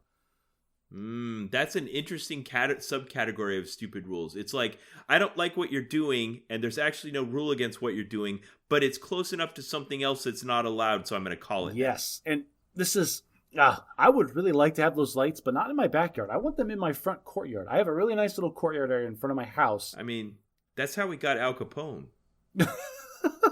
I'm sorry. I'm talking about like lights on my house, and you went straight to organized crime families. Please fill in the steps between those two things, will you? I was thinking about using stupid rules to like nail somebody because you don't like what they're doing, even though what they're doing is not illegal. Oh, I took a whole class on how to do the taxes for people that are doing illegal activities. What? Yeah. Marijuana dispensaries are legal in my state of Arizona, but marijuana is still federally illegal. But the IRS doesn't care. The IRS is not a law enforcement agency. They are a tax collection agency. So they put out instructions and guidelines for how to prepare and report the taxes of an illegal activity. Okay, that was fascinating. Yeah, it's actually kind of crap because at the federal level, marijuana dispensaries aren't allowed to deduct any business expenses. You are required by law to report 100% of every cent that you take in, but you are not allowed to deduct any of the normal business expenses that every other business on the planet gets, regardless of the legality in your state. Wow. This is the same reason that they can't... marijuana dispensaries are robbed left and right, and they have the tightest security ever because they cannot... process credit cards or take checks. They have to work in cash because no banks will take their money because it's an illegal federal activity. And if the bank takes illegal funds, they lose their FDIC insurance. Yeah. What a morass. What a hard place to be in if that's your business. I mean, what do you do? You run a marijuana dispensary that just rakes in actual hard physical currency, and presumably, I don't do any taxes for marijuana dispensaries, but presumably you report like, I don't know, 20% of it to the IRS. Yeah. In Italy, the effective income tax rate on citizens was like 60% or something like that. I remember when I got really close with my friend that owned an auto garage, I asked him, how do you deal with that, Andrea? Like, how do you cope with the fact that 60 cents of every euro you make goes to the Italian government? And he's like, I just think of it like Up until August, I'm working for them, and after that, I'm working for me. No, he just doesn't report half of the money he makes. Yeah, that's part of it. They did something interesting in Italy where they would actually put the burden of proof for paying sales tax on the purchaser rather than the seller. Of paying the sales tax? Yes. So they would have inspectors that would wander around town. They would see somebody come out of a store with an item, and then they would have to produce a receipt that showed that they had paid sales tax or they had committed a crime. That is so backwards. Holy crap. It kind of is. But you know, where you place the burden of proof can influence the adherence. Because like I told you, frequently there was cash under the table kind of deals because they knew I wasn't subject to those rules as an outsider. They changed this in my state. Actually, I know quite a bit about this. Talking specifically about sales tax. In Arizona, we call it transaction privilege tax because we don't have sales tax. I don't know why. That's a political thing. It's TPT. Not calling it sales tax makes it not sales tax? Yeah, totally not sales tax. It's TPT. Exactly the same thing, and everybody calls it sales tax, whatever. Uh-huh. But when I was a pool guy, I remember when I first started, you were required as a pool guy. Like, you would have to buy your stuff at the wholesaler, and it was tax-free, but then you had to charge sales tax to your customers. And then I had to file a report with every city that I did business in. Like, this is the sales that I made. Here's the sales tax I charged. And here's the check for the sales tax that goes to you. But then they changed it because they consolidated. Because exactly the same thing happened. Is people were buying this stuff tax-free at the wholesalers. The wholesalers were reporting their sales to the government. And then the government wasn't seeing not even a fifth of that come back in sales tax. You know what I mean? Because people like me, like, I didn't go to a class. I didn't know that I had to charge sales tax. I tracked it down myself doing my own due diligence. So they changed it and they backed it up to the wholesaler. And there was one day I went into my wholesaler and they said, hey, you need to give us a form that says you have sales tax licenses in the cities that you work in, or you can start paying sales tax here, and then you don't have to report your sales tax anymore. And I was like, oh, so you're telling me that you're going to take 5 reports that I have to do and write checks for every month off of my plate if I just pay you the sales tax and then upcharge my customers whatever I feel like? Yeah, that feels like that space on the Monopoly board where you can pay 10% or $75. Kind of. It is kind of. And like all of the wholesalers, it's exactly the same way. There's a form you can fill out to say, I am going to charge my people sales tax, so you don't charge me sales tax. Sales tax only gets charged once. They don't care. The government doesn't care where it gets charged, either at the wholesalers or at the retailer. But here's the thing. It's a heck of a lot easier on the individual guy like me to just be like, I'll pay the sales tax. Screw it. That's easy. That feels like, I don't know, like the Cayman Islands or something where they do a lot of banking there because they can help you get around international things. Be like, you know, you don't have to pay all them. You can just say you do business in our country and we'll just charge you this small amount, and then they draw business into their country. It's kind of the same thing. Like the government doesn't care a lot of times where the money's coming from as long as they're getting it. And so in this situation, they figured out a way to make it easier for the individuals to comply with the law. Yeah. All right. Well, no discussion about stupid rules is complete without discussing the Transportation Security Administration. Oh, TSA, you all are the dumbest people. No, I'm not saying that. That's wrong. I am immediately retracting that.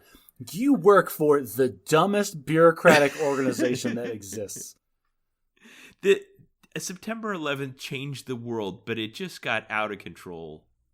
So fast. You can't bring water through this security checkpoint, but I can buy water right there. It's 3 feet from me. Yes, but that water that you're carrying could be laced with who even knows what kinds of chemicals. Well, here's the thing. You're allowed to carry a baggie with no container in it being more than 3.4 ounces. If you bring a tube of toothpaste through that's a 7-ounce tube of toothpaste but more than half used, it obviously has less than 3.4 ounces.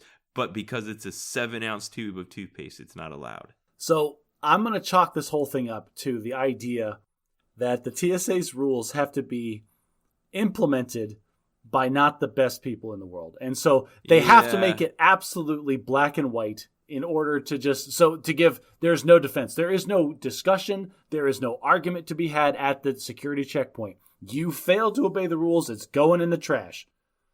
Okay, so let's say you wanted to bring, the example he gave was a 20-ounce bottle of water. You want to bring a 20-ounce bottle of water through the checkpoint. Let's say instead you took that same 20 ounces of water and you put it in 7 3-ounce bottles in a baggie. You can now bring it through the checkpoint. Yes. The first time I ran against the TSA, I was flying somewhere, and in my bag, I'd forgotten. I had one of those blue scissors, and you know what I'm talking about. At every military base on the planet, they sell exactly the same pair of blue scissors. They got like blue plastic handles, and they're about, they're normal scissors. They're scissors. Yeah, like 4-inch blades. And they're good scissors. I have at least 5 pairs in my house in various rooms. Like when I was in the military, every time. Okay, so they pull this out of your bag, and you're like, oh my gosh. Like, oh, I forgot I had those in there. And I'm like, what are you trying to do? And they like confronted me like, whoa, I forgot I had scissors. Take them. They're yours. I don't need the scissors on this trip. And they're like, well, you need to do something with these scissors. I'm like, just take them from me. Like, no, these are your scissors. You have to do something. Like, what are my options? Well, you can mail them to yourself. Like, what? Like, we can give you an envelope and you can write your address and you can mail them to yourself. I'm like, or what? Or you can't get through this checkpoint. Okay.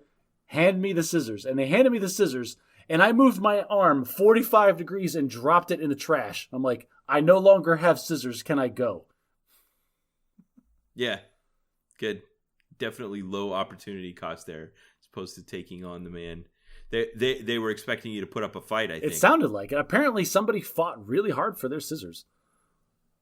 There's the shoes thing. Whether or not you can wear your shoes. And luckily, we finally reached the point where some of these are starting to get pulled back a bit. All right, if we're going to complain about TSA, we can't complain about TSA without complaining about people who don't comply with TSA.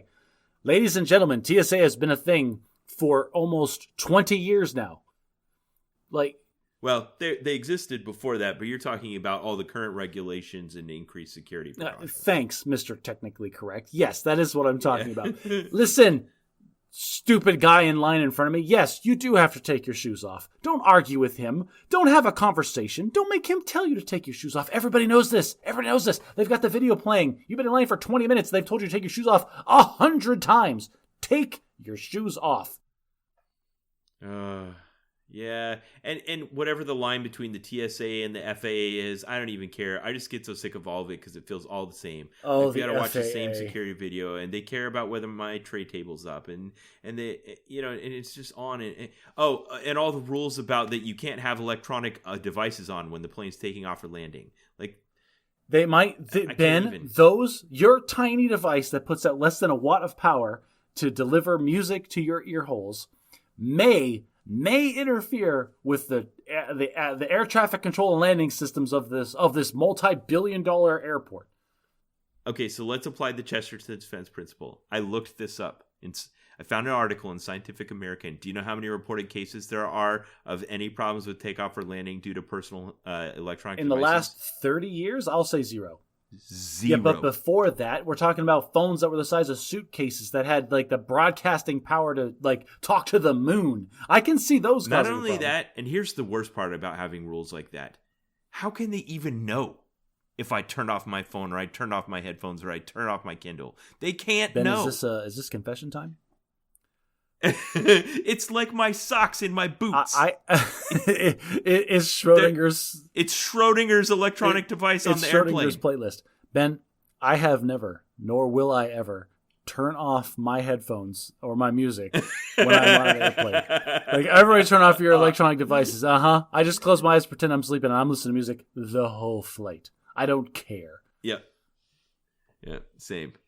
Yeah. Yes. Okay. All right. That was enough of a TSA rant. No, there's so much more we can rant about the TSA, Ben. Before we wrap it up, I also realized that I needed to consider church rules. And then I had a problem, Josh. Let me tell you about my problem.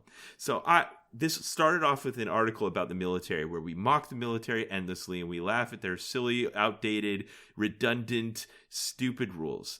And then I tried to think about my church, and I immediately saw all my sacred cows.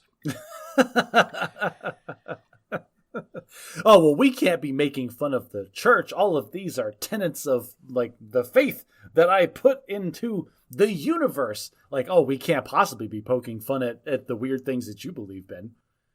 Yeah, so I tried to make a list. I tried hard to come up with some that I think are the You stupid tried rules. hard? Again, Oh, buddy, like I know nothing about your faith, and I've got a laundry list that we can start throwing at you. This is going to be fun. I'm going to like this next segment. Okay, go ahead. okay, so obviously, just like in the military, there's the standard, not requirements, but expectations for what constitutes proper dress and appearance. None of those are actually theologically sound. Like when we have the young men that provide the communion or the sacrament as we call it to the congregation, they're expected to wear a white shirt and a tie and dark suit of some sort. That's not in the scriptures anywhere. It's not required anywhere. It's not necessary anywhere, but it's enforced pretty strictly all around the church. Are you wearing a white undershirt right now, Ben? Yes. Well, there you go. The why? I'll post a video. I can't describe it as eloquently. I'll put a video in the show notes if you want to answer that. that is kicking the can to somebody else's problem like so hard. No, that one. Okay. I'll say the rules about what you can and can't wear when you're passing the sacrament are not as strict as the rules about why I'm wearing a white shirt right now. Actually, there are specific rules surrounding that. Okay. So wait, hang on a second. Hey, no. We don't get to blow this one off that fast. So why is that one dumb and the one the why is the suits wearing of the passing of the congregation important and a stupid rule? Okay. But the fact that you're wearing a white shirt right now, no, I can answer the question. Answer the question. I'm making a distinction between rules that are cultural expectations that are not formal rules and rules that are formal rules that are very specifically agreed to. You agreed to wear a white shirt. You have the sign on the line when you went into the LDS faith? Kinda. It's called a covenant, but yes. There's a ceremony in the church where you make a covenant to agree to wear what's called the temple garment. I have it on. I made a covenant and I agreed to wear it. There's rules surrounding it. I agreed to the rules. That's different than I don't like what that guy's wearing when he's doing this. He didn't do that. If you put on a black undershirt, does it burn? Does it sizzle against your skin? All right. Some other ones that are kind of in the church, like sometimes people, when they come, they sit in the same place every week on the pews. Like, that's not a rule, but if you sit in someone else's pew, it throws everybody off. You are not that person, are you?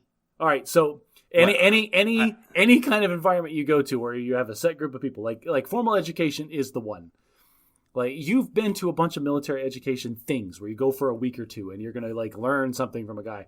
Yeah, and you always sit in the same place, and then if you come in and somebody's sitting in your spot, they violate the rule. You sit in that's a stupid rule. You sit in exact don't stupid rule. I'm on the hill. I'm against you on this one. We are creatures of habit, and this is a whole new environment, and all these crazy things going on. It has to be consistent, especially in church.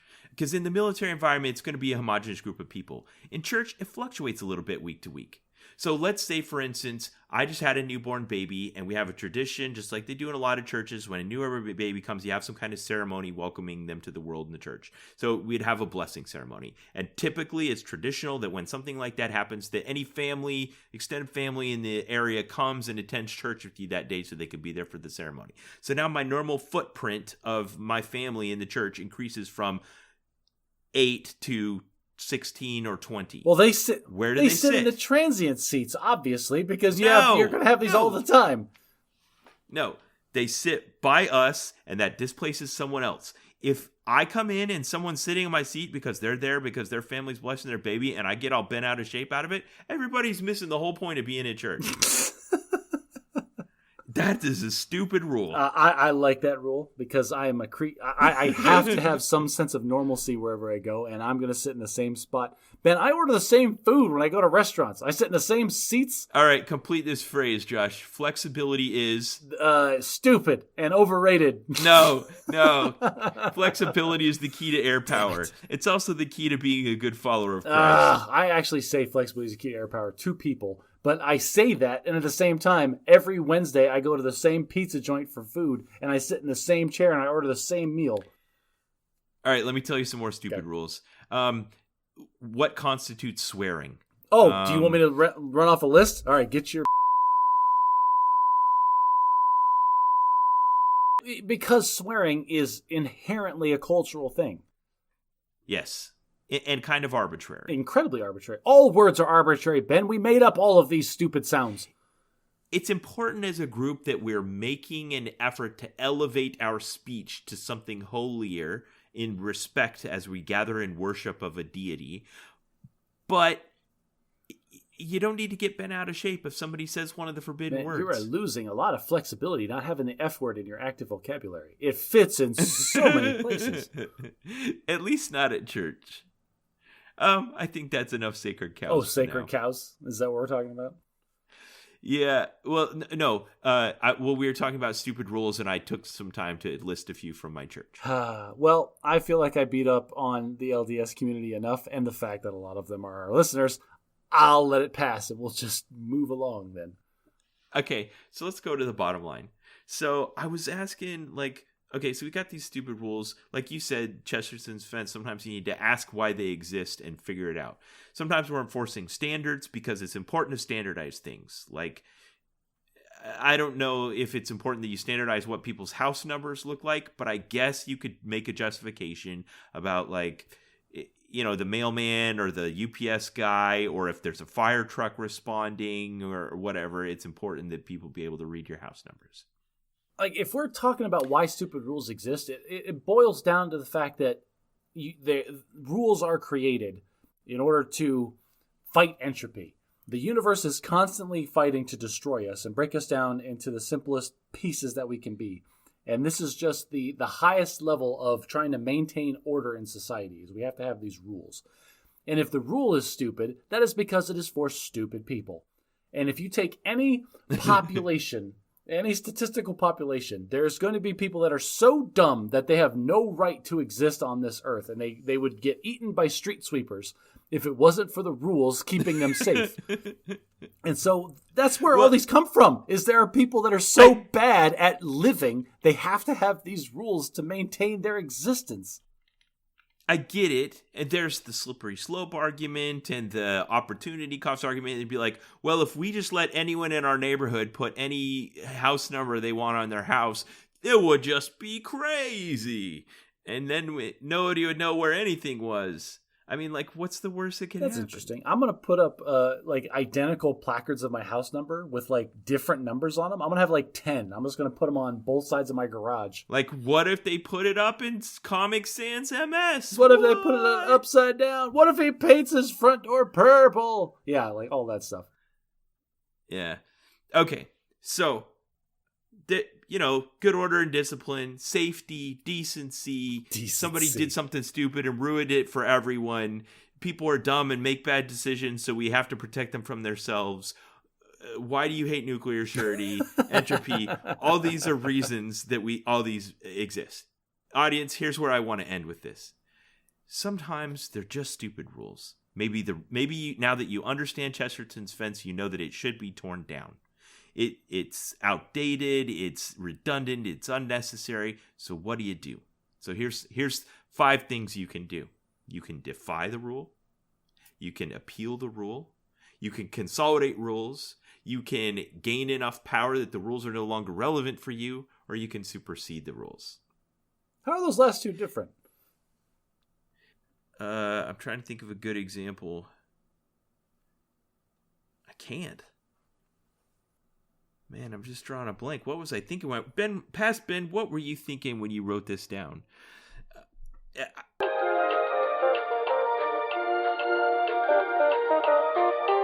So obviously defying the rules is just okay, it's the middle of the night in Clovis, New Mexico, and I'm going to run this red light. I'm just defying it. There's no fixing it. You can go to the town council and ask them to make the light so that it favors the direction you're going in the middle of the night, but that's probably not going anywhere.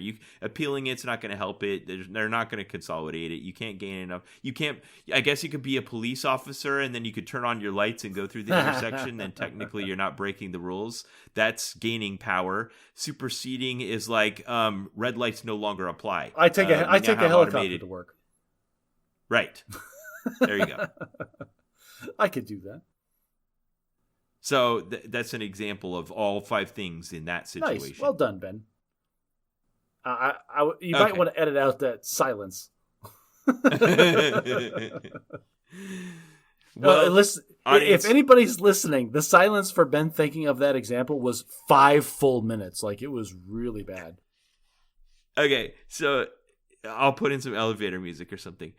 Audience, if you're listening to this and you thought of some stupid rules that we didn't think of, we want to hear what they are. So go on the subreddit, open thread for this episode, or go on our Facebook page and tell us what are your stupid rules that you face and how you're going to defy, appeal, consolidate, gain power, or supersede those stupid rules. If you like what we do, consider sharing us with a friend. I mean, if you like what we talk about, maybe your friends will like us too. If you really want to show us some love, consider taking your phone out of your pocket and giving us a good rating on the podcast player of your choice. It is ridiculous the amount of visibility we get on that. Lastly, if you want me to heckle Ben for not being able to come up with ideas on the spot, live on the podcast, consider becoming a patron on our Patreon page. And until next time, try to be a little less bad at magic.